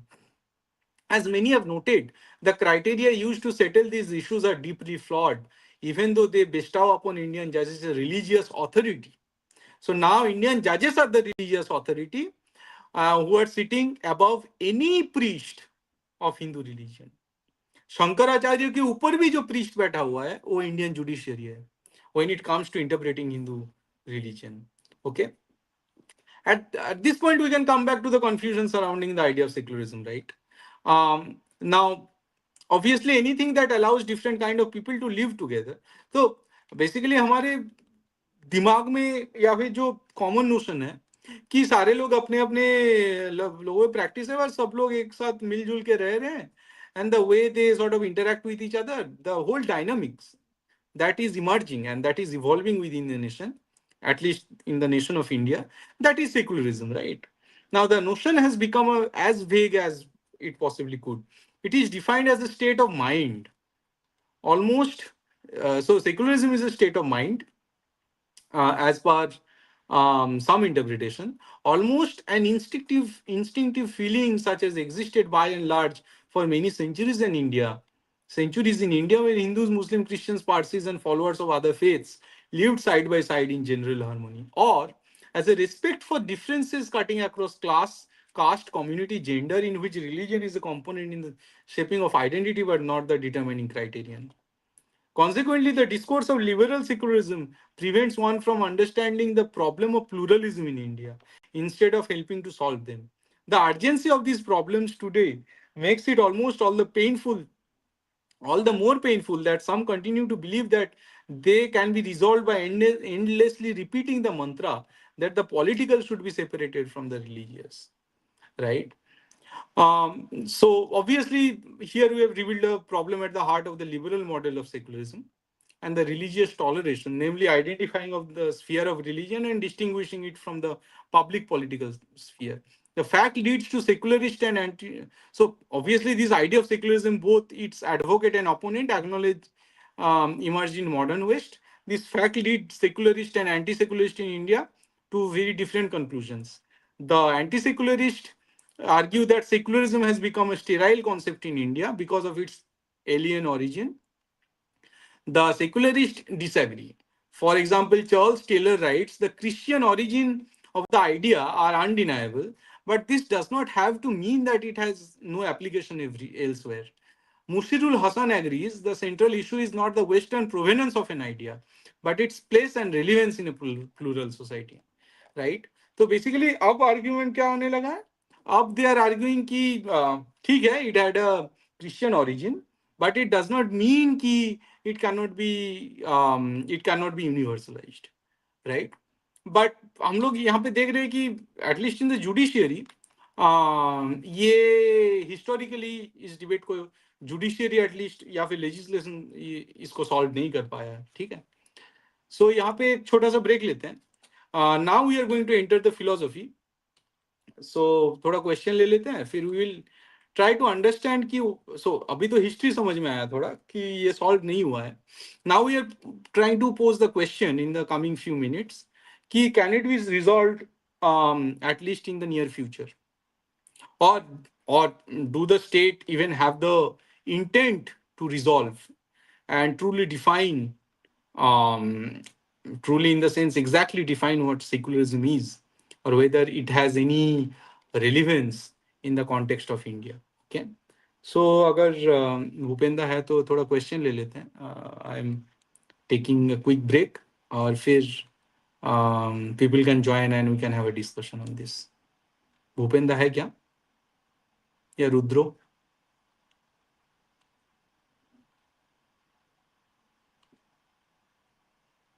ठीक ठीक ठीक, कोई नहीं है क्या? Okay, so then I can continue actually. Just let me drink some water.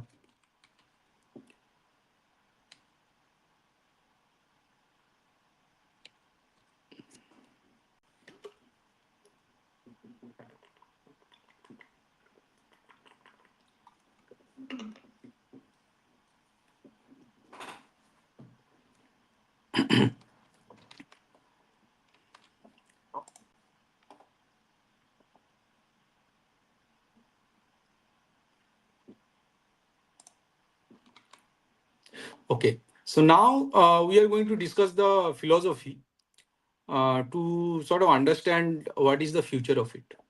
Like कोई intent भी है क्या इस स्टेट का when it comes to defining secularism and actually save Hinduism from its demise, right, into this black hole named secularism. Okay, right.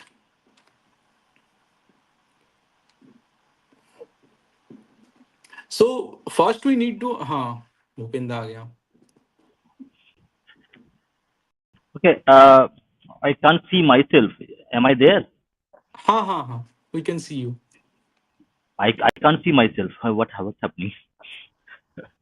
Okay, let me just check. Now I'm there. Okay, cool cool cool. Yeah.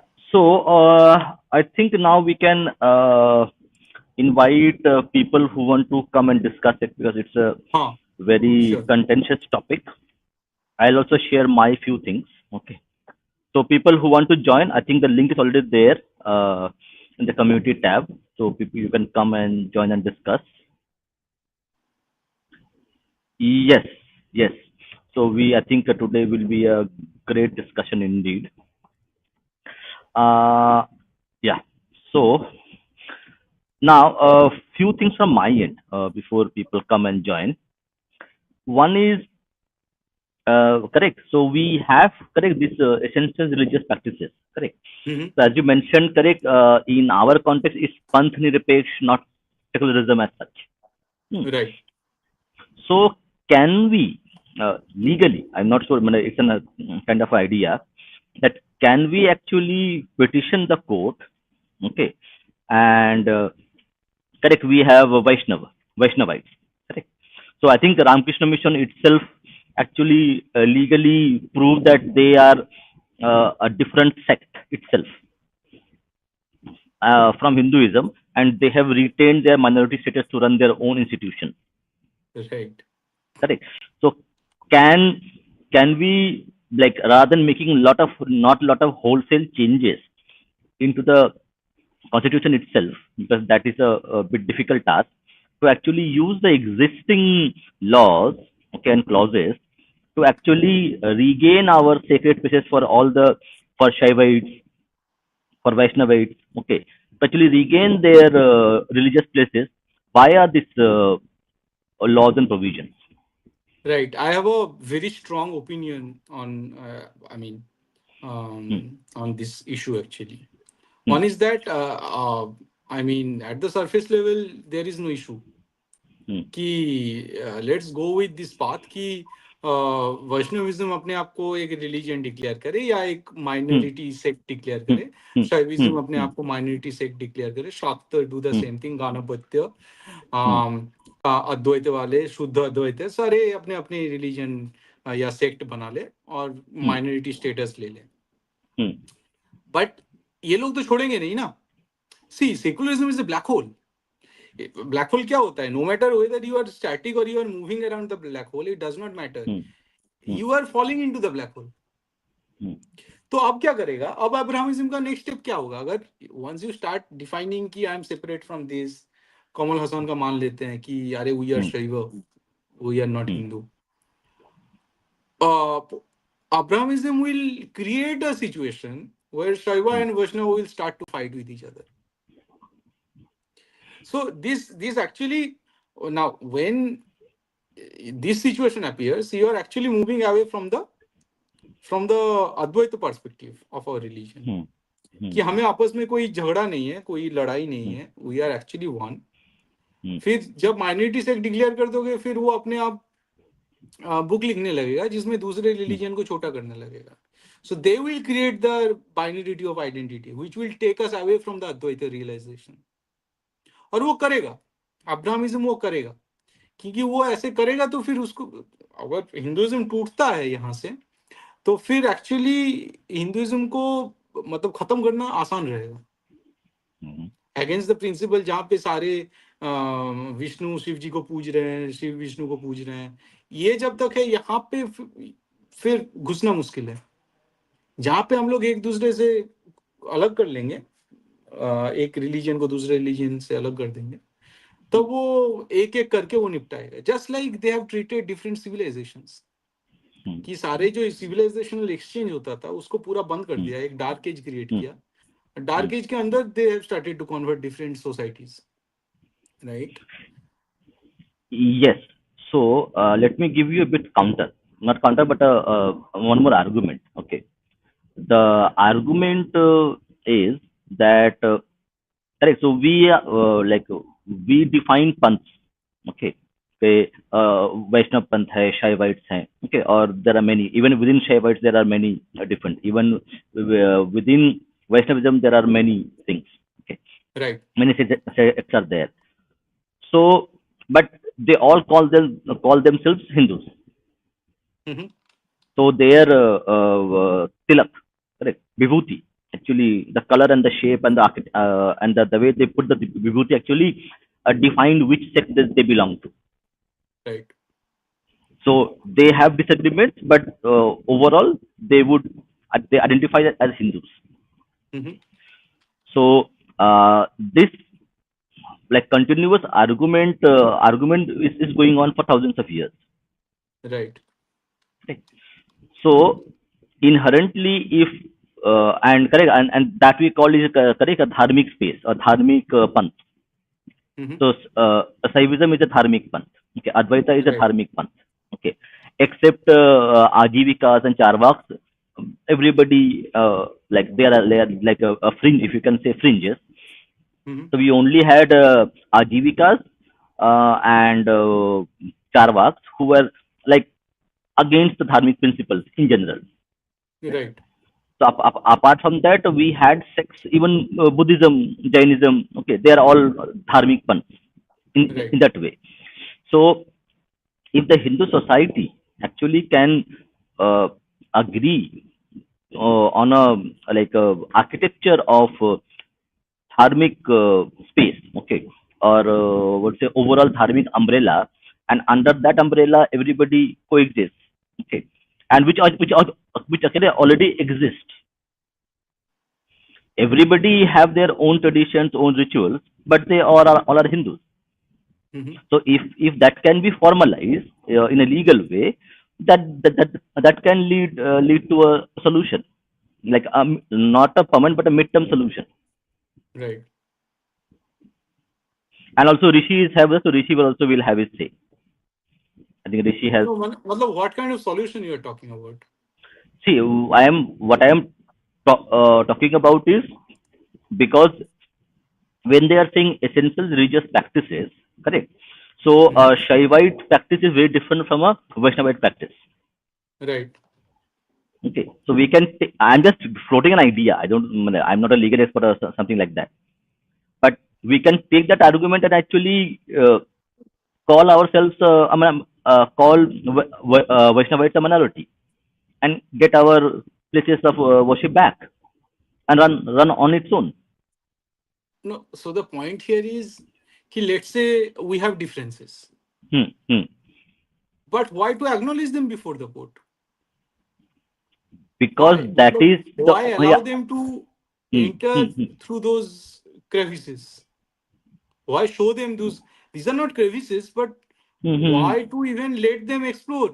Ki we have this Hmm. difference so that they can create crevices out of it, out of the difference. In our eyes, the differences are not. I mean, in our eyes, the differences are superficial differences. Exactly. These are the difference in the booth look. But in the eyes of a court, those will be absolute differences.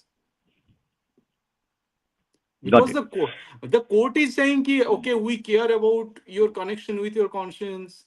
But no, they don't really care, because they can anyway, matlab, anytime they can intrude into your space.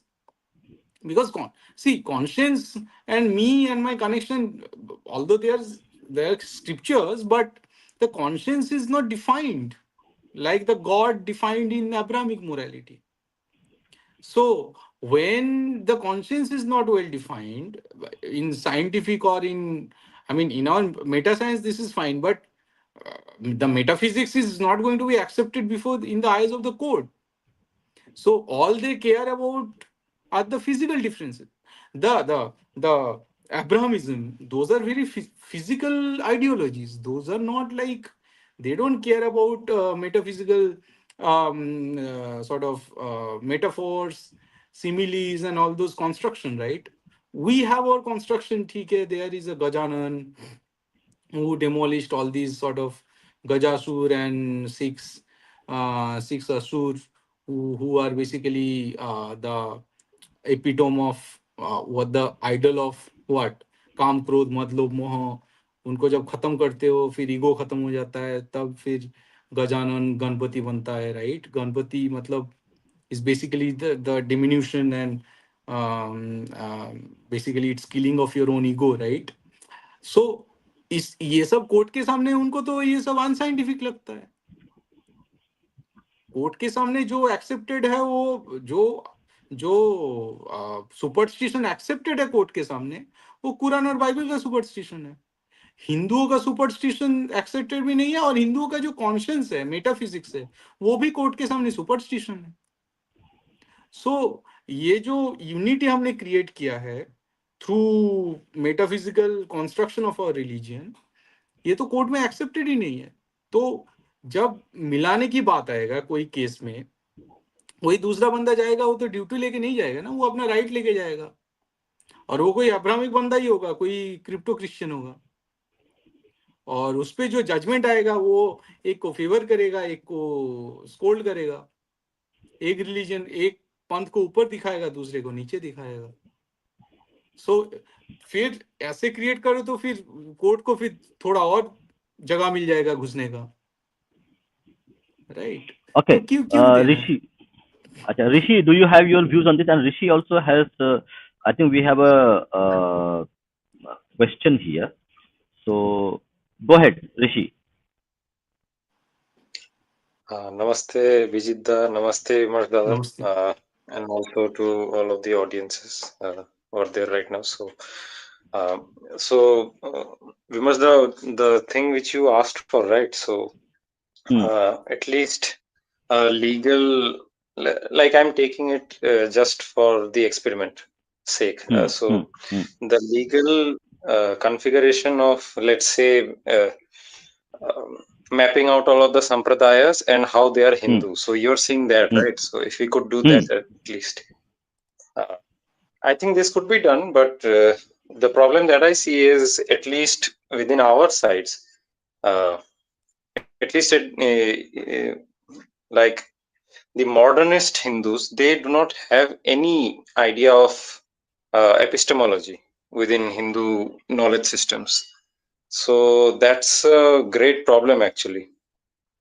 Which is why they are also unable to argue in front of courts, even like how Bijida explained, right? So in many court cases, they have to like prove essential religious practices, and so for that they have to bring out references from some books or something. Uh, Show me some shastras of yours, and then we will decide, okay, this is a correct practice and so on. Uh, which, by the way, side note, many of the Christians cannot even then practice many things, because in Bible there are no such things like incense and so on and so forth. What they do right now in Kerala and elsewhere.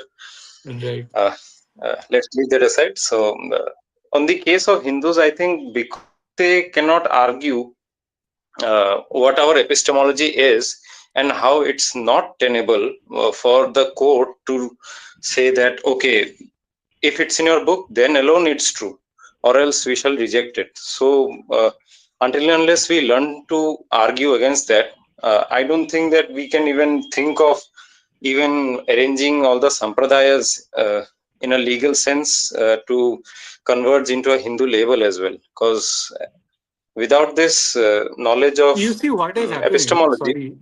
Huh. What has bol- happened bol- with Hindu, Buddhist, Jain, and Sikh? सनातनी बोलते थे ना. Now you see Khalistani movement, you see Buddhism, Neo Buddhism. यही है ना. पहले तो एक थे, फिर कोर्ट ने मतलब ऑब्वियसली लेजिस्लेशन के थ्रू तोड़ा गया. अब तो बिल्कुल ही अलग हो गया है. अब तो मतलब बुद्धिज्म पता नहीं, we can not even identify the new Buddhism with Buddhism. Right. तो वही होने वाला है हाँ. आगे. आगे बोल देंगे कि अरे ये लोग काले थे, या फिर कुछ भी, मतलब बंगाली लोग काले होते हैं और वो चावल खा के मोटे हो जाते हैं, तो इसीलिए शिव के पूजा करते हैं. और चंडी का पूजा पंजाबी वाले करते हैं क्योंकि वो चिकन खाते हैं, और उनका हट्टा कट्टा है, तो वो शक्ति की पूजा करते हैं. तो ये दो लोग, ये बेसिकली चंडी और शिव आपस में इनका झगड़ा इसीलिए चलता रहता है क्योंकि शिव के साइड जो बारात वाले हैं वो मोटे हैं, और पार्वती वाले हट्टे का. तो कुछ भी कर देंगे ना ये. They can come up with any lame excuse to create division between different पंथ्स. तो उतना स्पेस छोड़ना ही क्यों है. अच्छा, but that is correct. That is a political, माने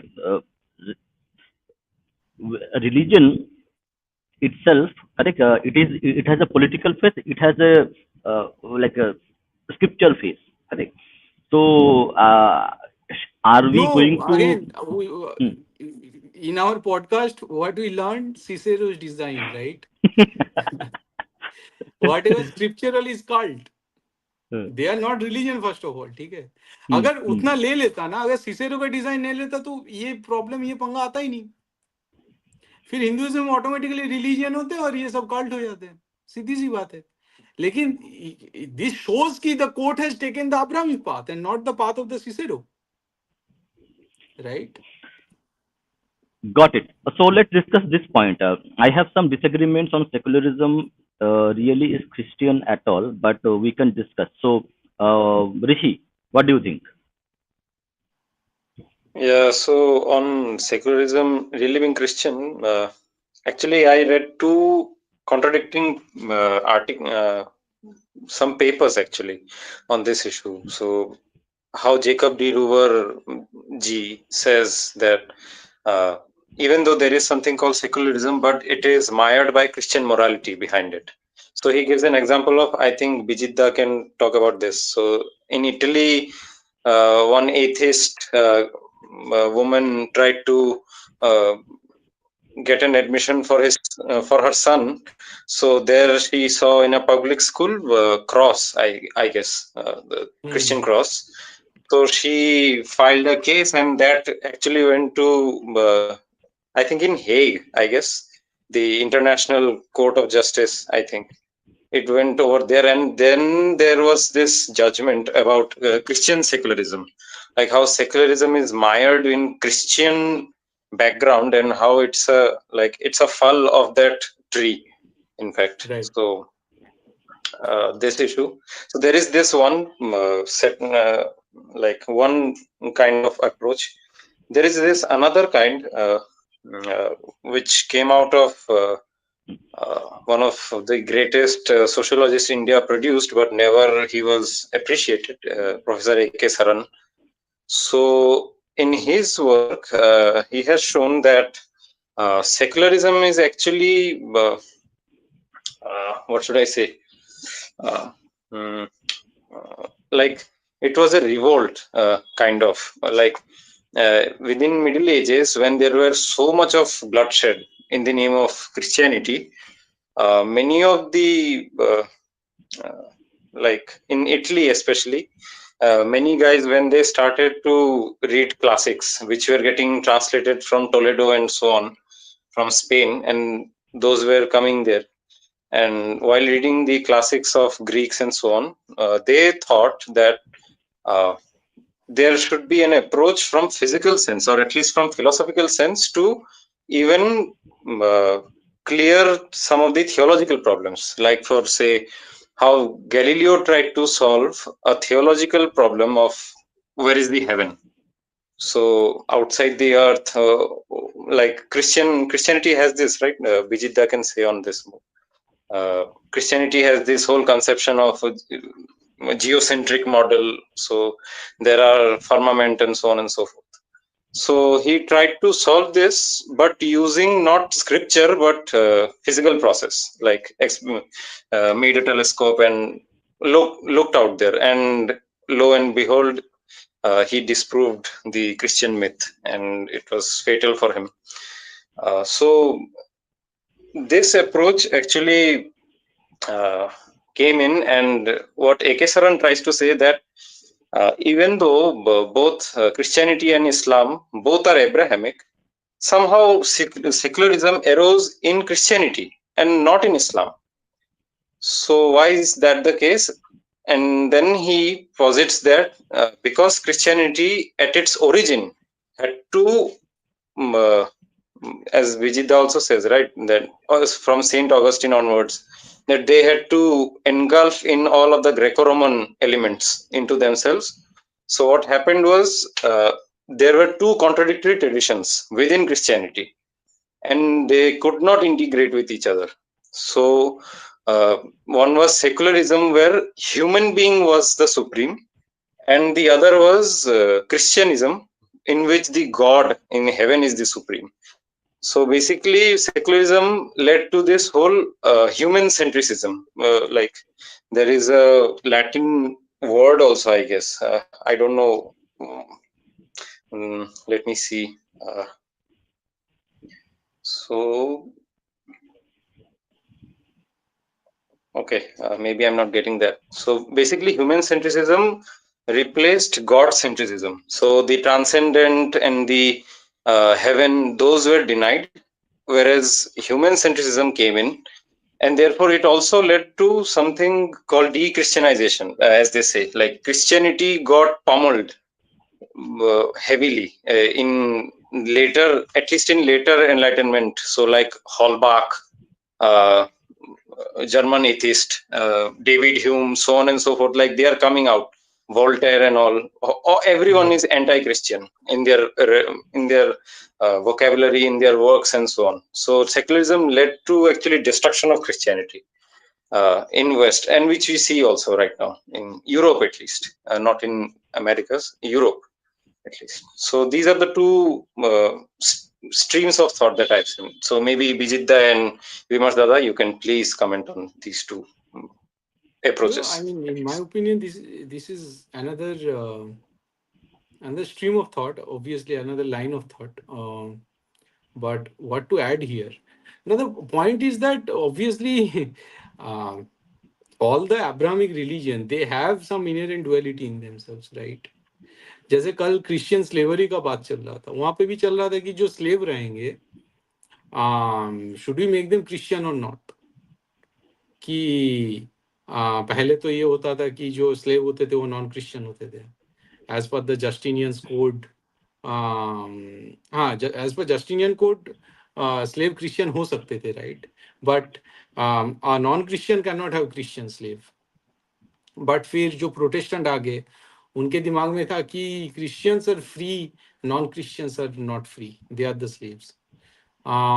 तो इस तरह का डुअलिज्म तो ये अब्राहमिक रिलीजन में चलता रहता है, और ये जरूरी इसलिए भी होता है क्योंकि they are like chameleon, right? They change their whole color depending on the socio-political environment of a place or of a time.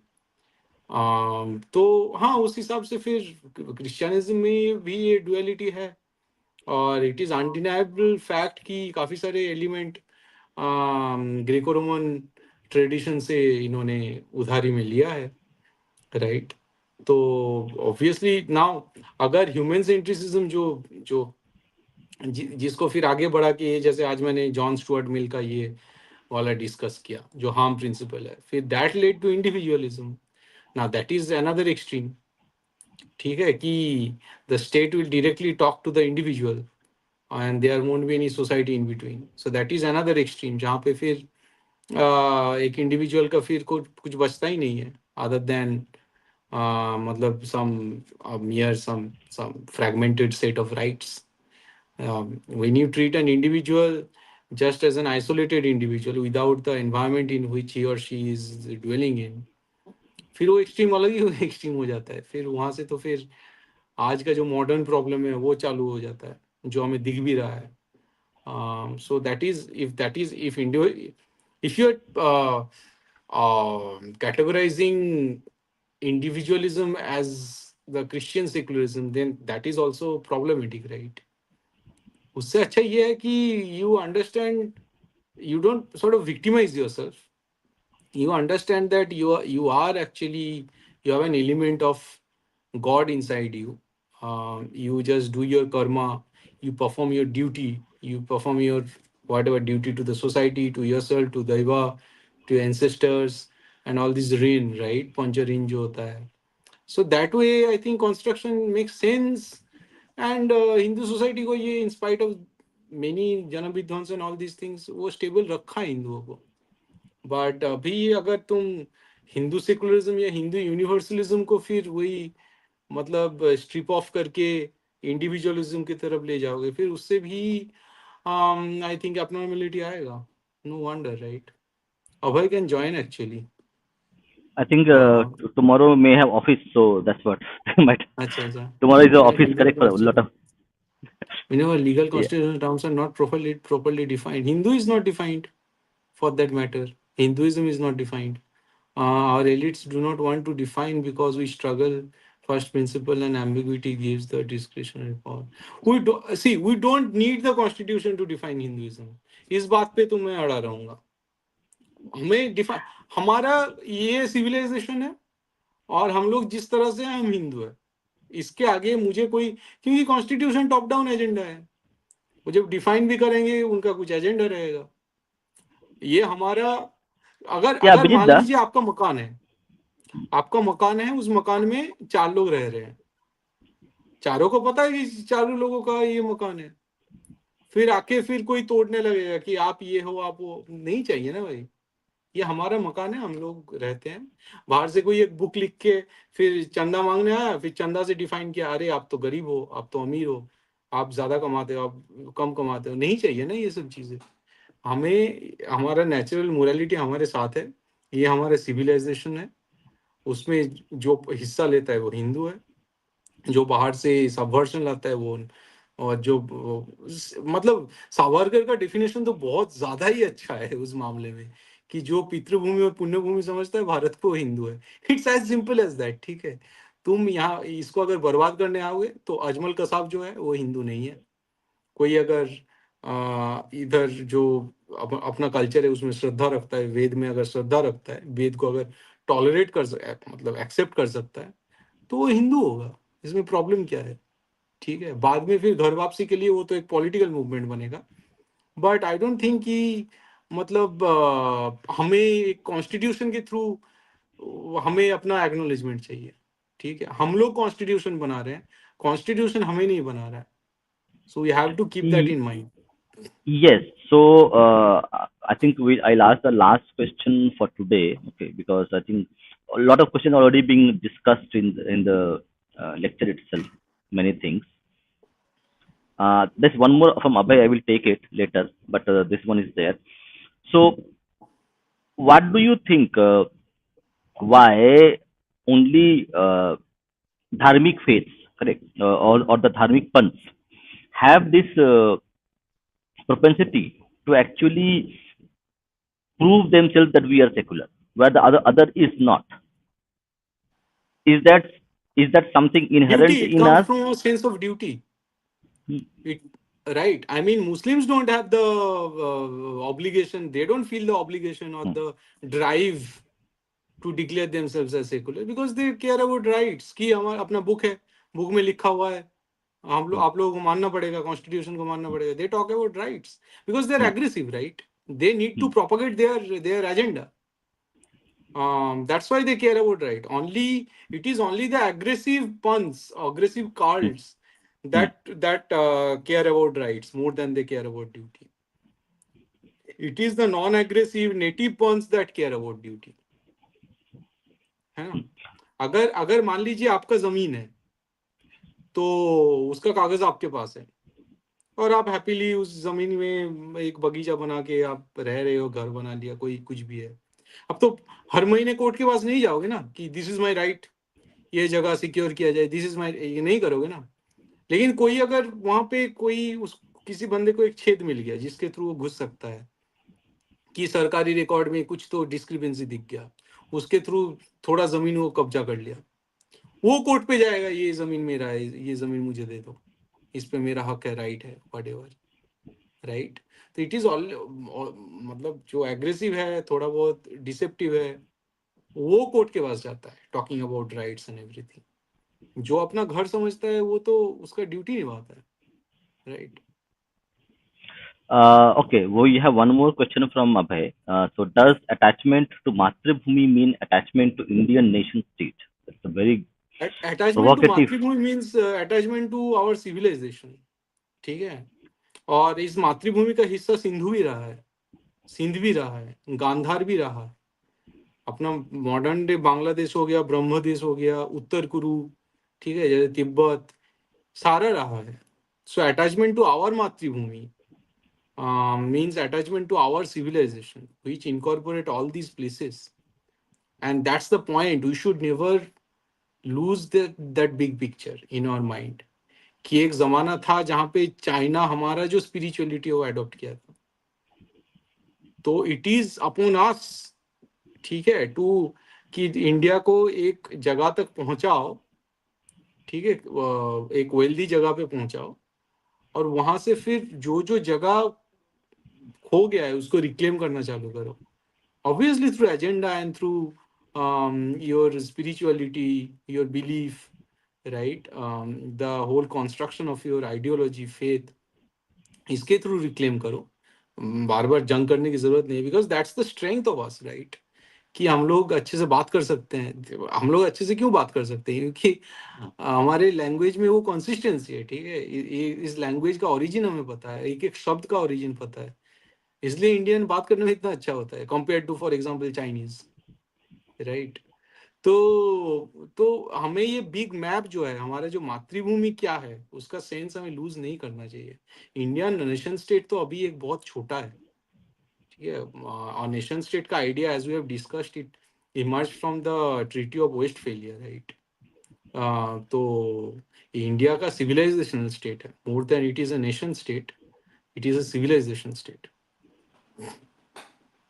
Okay, so this is the last question we will take for today, and then we'll go towards end of the Secularism was a session. solution to an Abrahamic problem. Was it applied in a dharmic why is it applied in a dharmic context where Abrahamic problem did not exist? Right. I mean, that is the question that we are asking time and again. I mean, I have some answer, which is that कि because जिसका हमने आप previous lecture on secularism as a tool of Hindu genocide, ये देख सकते हो, Hmm. अपने channel में ही है. But the point is कि I think this is because कि by 1947, 1950, India has gone through like a cascade of Janavidhwans, right? 1,000 years of Janavidhwans. तो फिर India wanted to reach a contract with this Abrahamic powers कि यार एक काम करते हैं, तुमको थोड़ा राइट वाइट देते हैं, लेकिन हमें इतना अटैक मत करो. ठीक है, पाकिस्तान एक ये स्टेट बन गया, इस्लामिक स्टेट बन गया, बट हमारे सेकुलर स्टेट है, तो हम सबका देखभाल कर सकते हैं, क्रिश्चियन का भी देखभाल कर सकते हैं. तो जो डीप स्टेट है उधर का, ठीक है, जो एक्सिस है, वेस्टर्न एक्सिस, तो तुम लोग हमें इन्वेट ना करो, अरब को भी बोल दिया यार आप लोग भी इन्वेड ना करो, हम लोग संभाल लेंगे सब कुछ, ठीक है. So this was a contract which came in the form of this secularism. So it was a contract out of 1,000 year of that came out of 1,000 year of Hindu zimmihood. ठीक है. And obviously because the problem is that कि a genocided, colonized or zimmi state can never forge a true synthesis between freedom and rationality. Right. तो ये भी हमने discuss किया in detail in that previous podcast कि अगर because we are जिम्मी state, because we are this colonize state, जनविध्वंस state, we could never forge a true synthesis between rationality and the idea of rationality and idea of freedom, right? Because okay, so let me read that part. How would one recognize a genocide, Janavidwan's colonized Zimmi state? The answer lies not in the external marker of oppression. No, it is far subtler than that. The true mark of such a state is found in the distortion of its most sacred primal force, freedom. In a colonized this Janabidhwan state, freedom and rationality are not bound together in their natural dynamic relationship. They are in fact divided, betrayed, and disfigured. This split is the very signature of a Zimmi state, an artificial stunted creature where freedom is compromised at every turn, often justified by the most elaborate, rationalized, and eschatological explanation. Right कि Indian state हमें क्या बोलता है कि थोड़ा बहुत अभी compromise कर लो, थोड़ा जितने भी तुम्हारे जो मंदिर टूटे हैं ना उसका केस थोड़ा रख देते हैं, थोड़ा छुपा के रखते हैं, कुछ जजमेंट नहीं सुनाते हैं. 20 साल वेट कर लो, 20 साल में तुम एक डेवलप्ड कंट्री बन जाओगे. तब तुम अपना टेम्पल रिक्लेम कर लेना. या फिर सुनाते हैं कि यार थोड़ा सा मेहनत कर लो और जितना भी ये जो टेम्पल हमारे कंट्रोल में है, सरकार के कंट्रोल में, थोड़ा सा मेहनत कर लो, थोड़ा टाइम मतलब हमें दे दो, फिर हमारे समाज में पूरा इक्वलिटी आ जाएगा. और जब इक्वलिटी आ जाएगा, जब कोट एंड कोट कास्टिज्म खत्म हो जाएगा, तब तुम्हें टेम्पल वापस कर देंगे. So at every point they are saying कि बिकॉज यू गाइस आर जिम्मीज, तो या तो तुम रैशनलिटी चूज करो या फिर उसके साथ थोड़ा कॉम्प्रोमाइज करो, या फिर थोड़ा फ्रीडम चूज करो या उसके साथ कॉम्प्रोमाइज करो. But because we are the state, we are the state created by you Zimmis. You Zimmis have the responsibility to protect this state because the state, as a state, we are protecting you Zimmis. तुम्हारे साथ बहुत बुरा हुआ है, but क्योंकि हम यहाँ exist कर रहे हैं ना इंडियन स्टेट, इसलिए हम तुम लोगों को वो जो जनविध्वंस हुआ है उससे तो प्रोटेक्ट तो कर रहे हैं. तो जिंदा रहो, इसलिए तो थोड़ा शुक्रिया अदा करो, बाद में अपना राइट पूछ लेना या फिर अपना रैशनलिटी पूछ लेना, अपना फ्रीडम के लिए पूछ लेना. थोड़ा मेहनत करो और हमें थोड़ा फीड करो, ठीक है. तो हमें थोड़ा हमारे साथ एक कॉम्प्रोमाइज करो, थोड़ा फ्रीडम. सो इसीलिए इसीलिए और ये जो कॉम्प्रोमाइज है, ये जो कॉन्ट्रैक्ट हमने साइन किया है with the Indian state as Hindus, this is secularism. Okay, so hold on. Yeah. So okay, so the okay. Bashalidi is here. Great discussion, listening with rapt attention while making brunch. Thank Thank you, you. Shalini. Mm. You could join Okay. though. You could Uh, join. Yeah. no, I think she is busy with her other things. Okay. So anyway, so we are at the end of the session itself. So what you said is that makes a lot of sense. Okay. But I would like to say a different thing. I was in a conference, not a kind of conference, some discussion, okay, a closed door one, okay, where one person actually mentioned something very revealing. He said that for 1,000 years we have actually studied ourselves, who we are.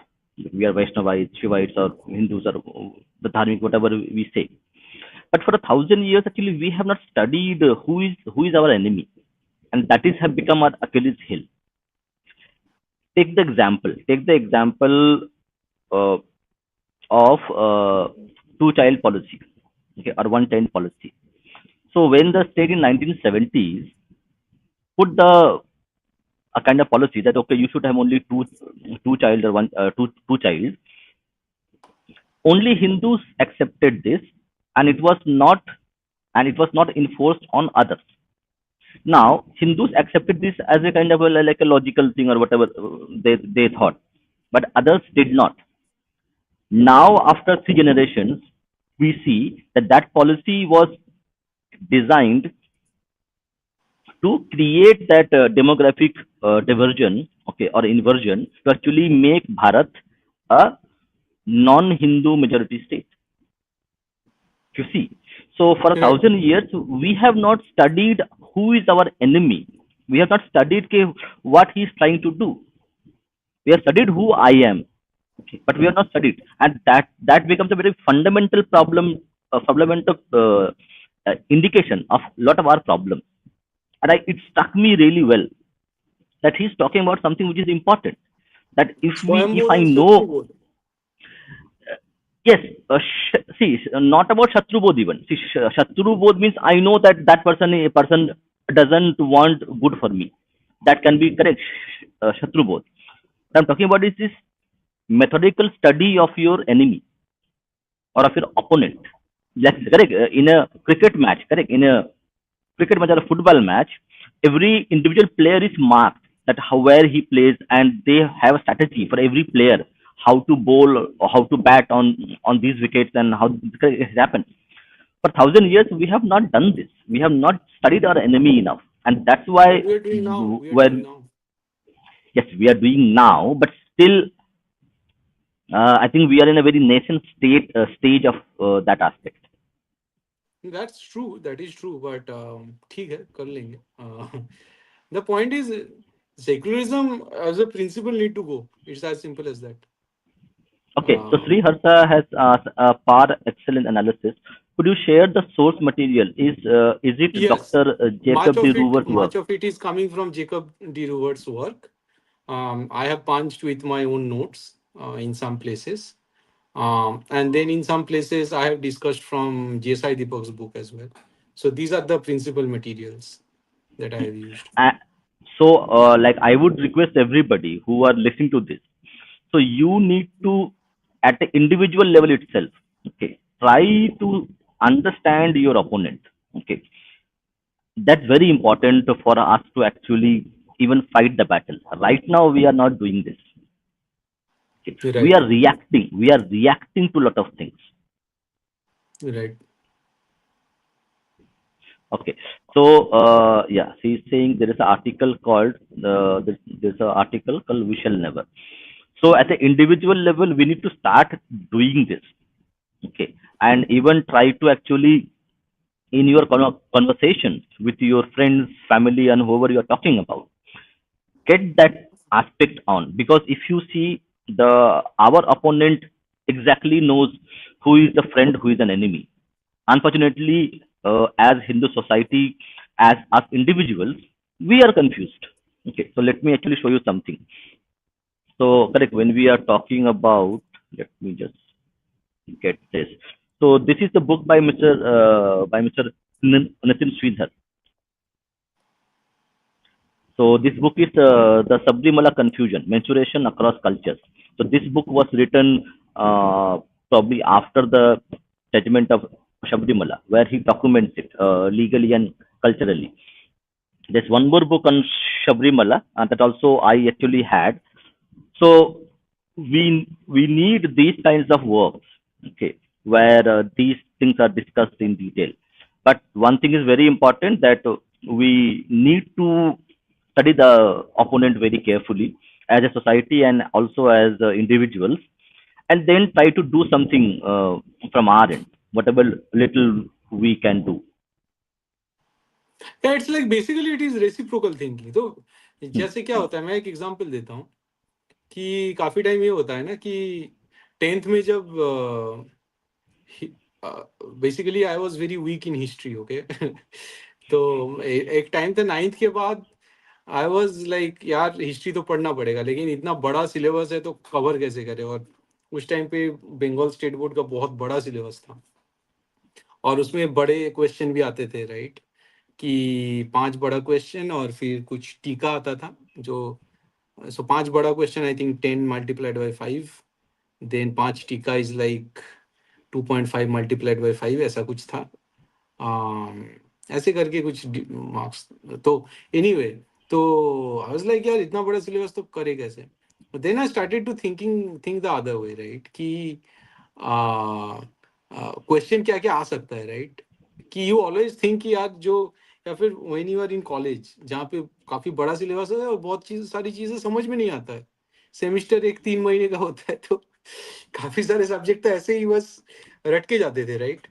तो लेकिन वो समझना जरूरी है कि class attend करके वो prof सोचता कैसे है, तो फिर वो क्वेश्चन क्या डालेगा, किस तरह का। तो फिर वहां से क्या होता है, you can create a hierarchy. अच्छा, ये क्वेश्चन सुपर इंपॉर्टेंट है, ये इस बंदे को पसंद है ना, बार बार ऐसे ही बात करता रहता है। फिर कौन किसके बारे में बात नहीं करता, या फिर अपने नोट से चाप दिया ब्लैक बोर्ड में, तो शायद उसके बारे में पूछेगा नहीं, because this guy is not passionate about this. तो ये थोड़ा अंदाजा लगाना पड़ता है। तो मैं एक अपना इवेंट बताता हूँ, हिस्ट्री का ही है। तो 10th का ये टेस्ट एग्जाम था। टेस्ट मतलब जो मेन एग्जाम से पहले एक हमारे उस टाइम पे एग्जाम होता था, जो स्कूल मतलब 10th एक स्टेट लेवल पे एग्जाम होता है, उससे पहले स्कूल लेवल का एक एग्जाम होता है 10th का ही, 3 महीने पहले कुछ। तो मेरे हिस्ट्री टीचर ने मुझे फिर चैलेंज दिया था, ठीक है, कि 10 मार्क्स का जो शॉर्ट क्वेश्चन आता है उस पे तू कुछ उखाड़ नहीं पाएगा, ठीक है, बिल्कुल ही मतलब दांत फोटाते पारी बिना टाइप है व्यापार। तो आई वाज लाइक अच्छा, बहुत आप डिफिकल्ट बनाने वाले होंगे। तो हम सब ने काफी मतलब पंप अप किया अपने टीचर को कि सर डालो, सर बहुत डिफिकल्ट डालो, क्या करें। फिर उसका एक ऑल्टरनेट होता था कि 10 ऐसे ऑब्जेक्टिव क्वेश्चन का आंसर करो, नहीं तो मैप पॉइंटिंग होता था कि प्लेस पाटलिपुत्रो, हाँ कश्मीर का ये जगह, फिर उज्जैन, ये सब मैप पॉइंटिंग होता था। तो मैं ऑब्जेक्टिव क्वेश्चन वो सब मैं अटेम्प्ट ही नहीं किया, मैं मैप पॉइंटिंग करके गया। तो क्योंकि मुझे पता था मैप पॉइंटिंग तो वही टिपिकल 30-40 जगह है, वो रट के जाऊंगा तो उसमें तो 5 जगह तो आ ही जाएगा, तो मुझे 10 में 5 मिल ही जाएगा।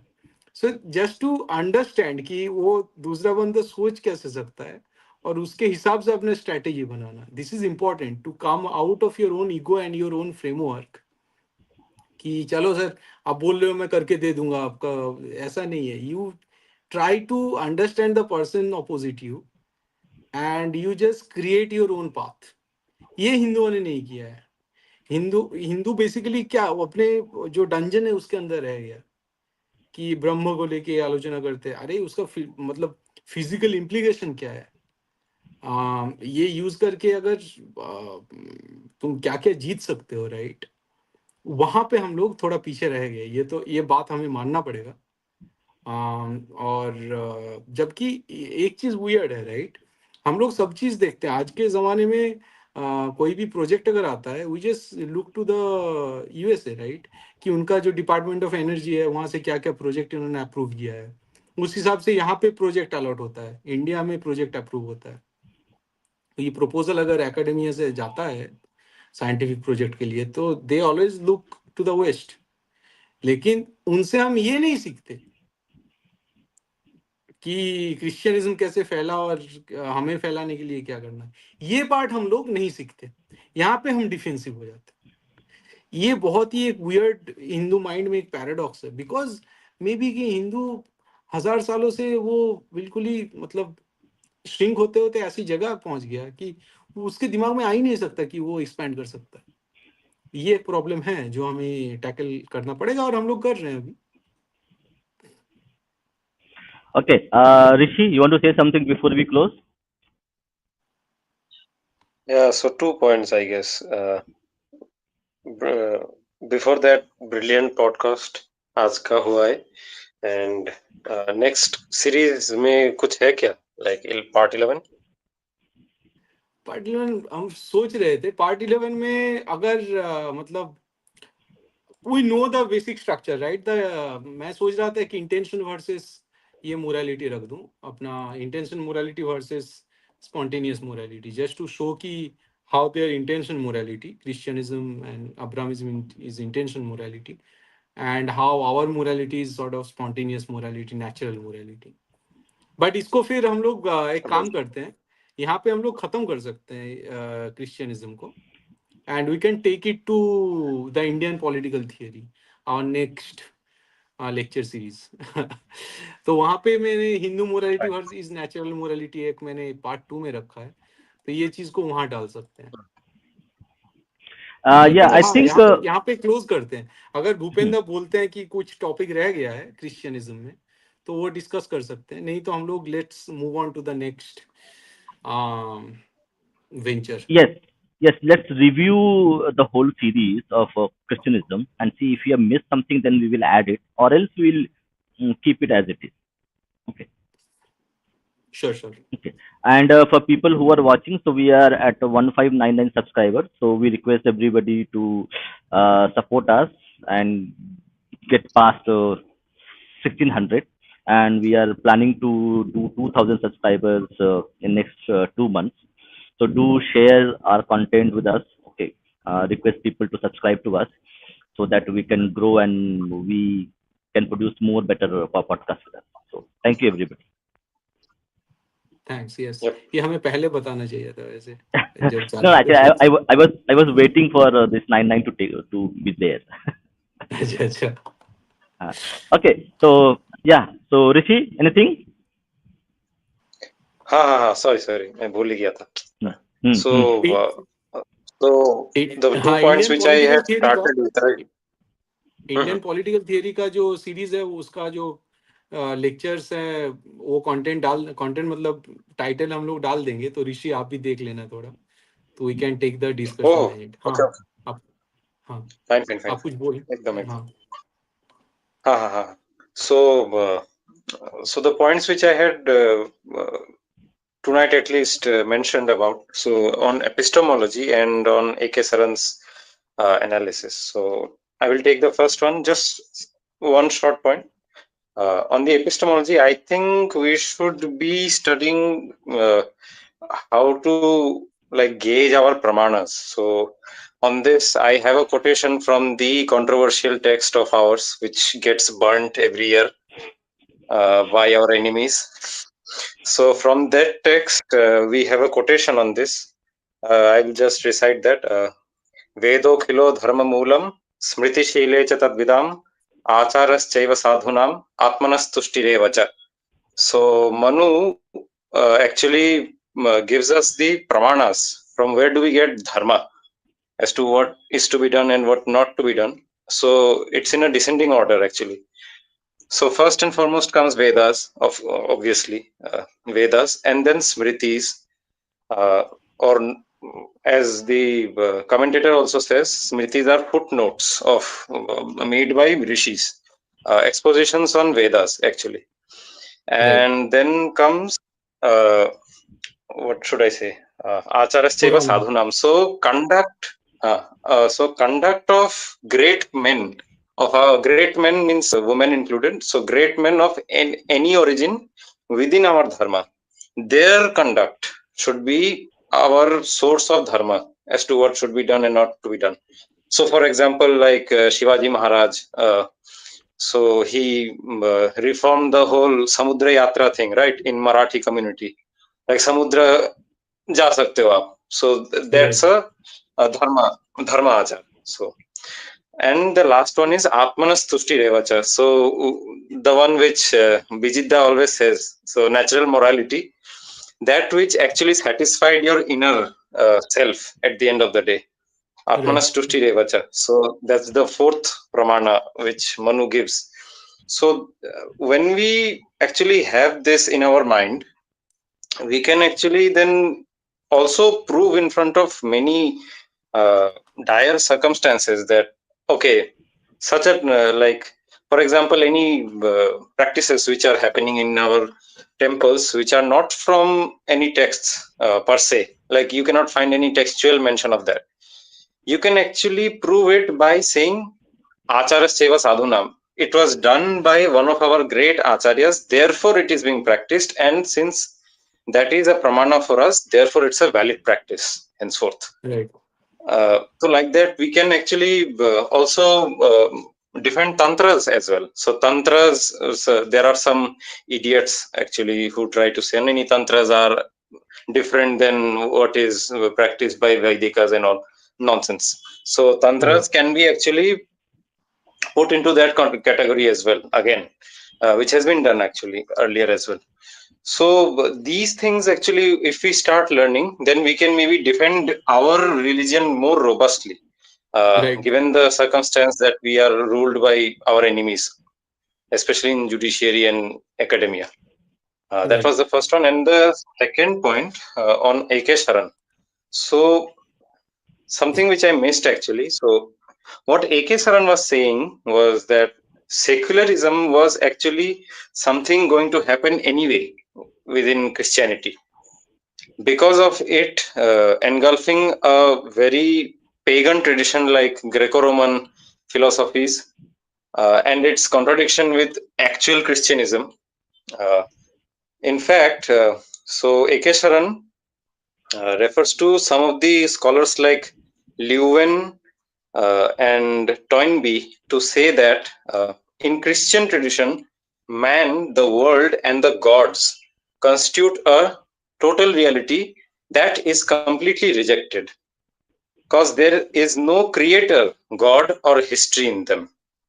So, according to many Western scholars by that time, Christianism actually, uh, supposedly according to them, God and history are key points for Christianity.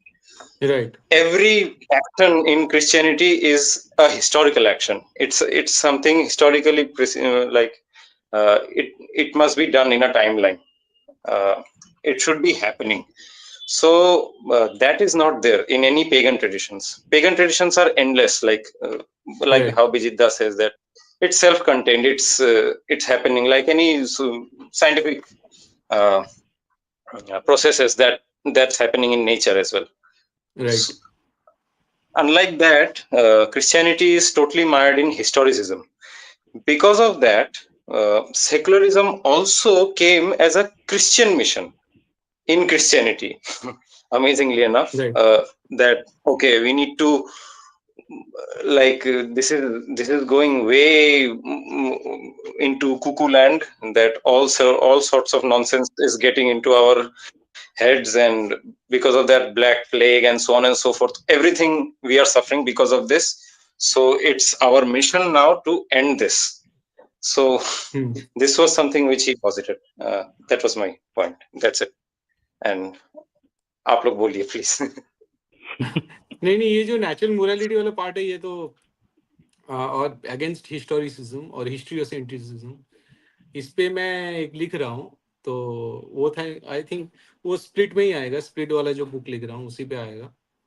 और ये तो सच है ना, because first what they did, they created this historiocentricity, right, of their religion, and tried to explain everything from that historiocentric approach, right, against the natural convention. तो पहले तो tribalism, जितना भी ट्राइबल कल्चर था, बेसिकली जो native culture होता है, उनको खत्म किया, सेइंग कि these are barbarians and what not, right.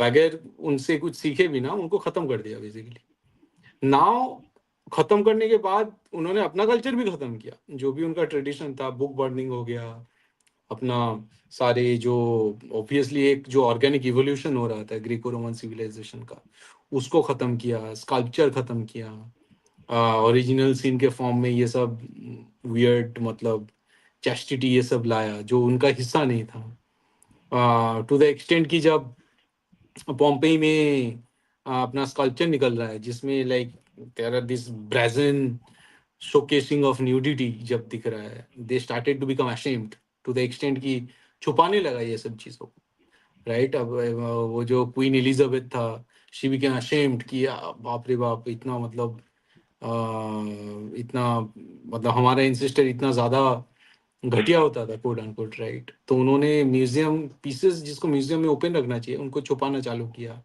काफ़ी चीज़ों को अप्रोप्रिएट कर दिया कि अगर कोई न्यूड पेंटिंग दिख रहा है उसके आगे एक फिग लगा दिया टाइप ऑफ, ठीक है।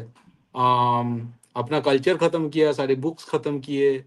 और फिर जब लोग पूछने लगे कि यार मतलब तो फिर हम लोग है कौन।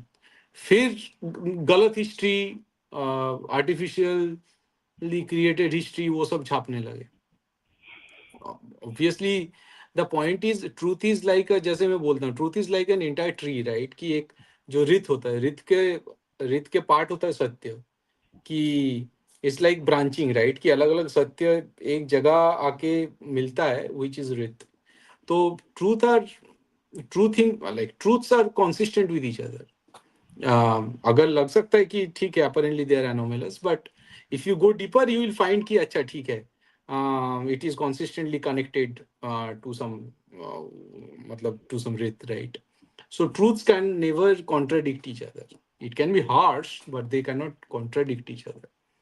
But false, मतलब falsehood, there is very मतलब small chance. I mean, mathematically the probability is zero that two falsehood will sit together. तो अगर falsehood के basis पे अगर कोई civilization खड़ा करते हो, तो उसमें paradox रह ही जाएगा। और इसीलिए ये लोग इंस्टीट्यूशन बनाए कि थोड़ा व्हाइट वॉश कर सके, कुछ कुछ जो पजल एनोमली आ रहा है उनको थोड़ा रिजॉल्व कर सके। इनका इनका इंस्टीट्यूशन, ये चार्ज वर्ड्स और इनका काम क्या होता है? व्हाइट वॉशिंग होता है। चार्ज का इससे इससे ज्यादा काम कुछ होता ही नहीं है ना, कि ये सार्मन वर्मन करते हैं। सार्मन किस लिए करते हैं? कुछ कुछ नैरेटिव दे दूं जिससे थोड़ा बहुत कुछ झूठ को हम लोग उस पर पर्दा डाल सके, राइट? या फिर पॉलिटिक्स में कोई बात चल रहा है तो कुछ फॉल्सहुड के थ्रू कुछ बखेड़ा खड़ा है। हाँ, we don't care about all this things ना, इसलिए टेम्पल ओपन है, कोई भी जाओ, प्रणाम करके माथा टेक के आओ। हमें ये सब फॉल्सहुड क्रिएट करने के we are not even interested, because वो हजारों सालों से ऐसे ही चला आ रहा है। These are part of our culture, our natural morality, our organic morality. ठीक है, मतलब because it is true, we don't need to create falsehood from our temples. और ये बेसिकली मोटा मोटा जो थिंकिंग है, अब इसको ऑब्वियसली एक वो फिलोसॉफिकल ढांचे में डालूंगा, but it is definitely going to be there in our next book.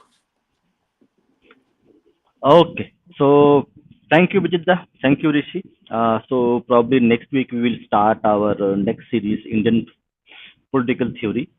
So Yes, so we are working on the framework. right. So thank you very much. Jai Shri Ram, Vande Mataram. जय श्री राम, वंदे मातरम, जय हिंद। जय श्री राम, वंदे मातरम।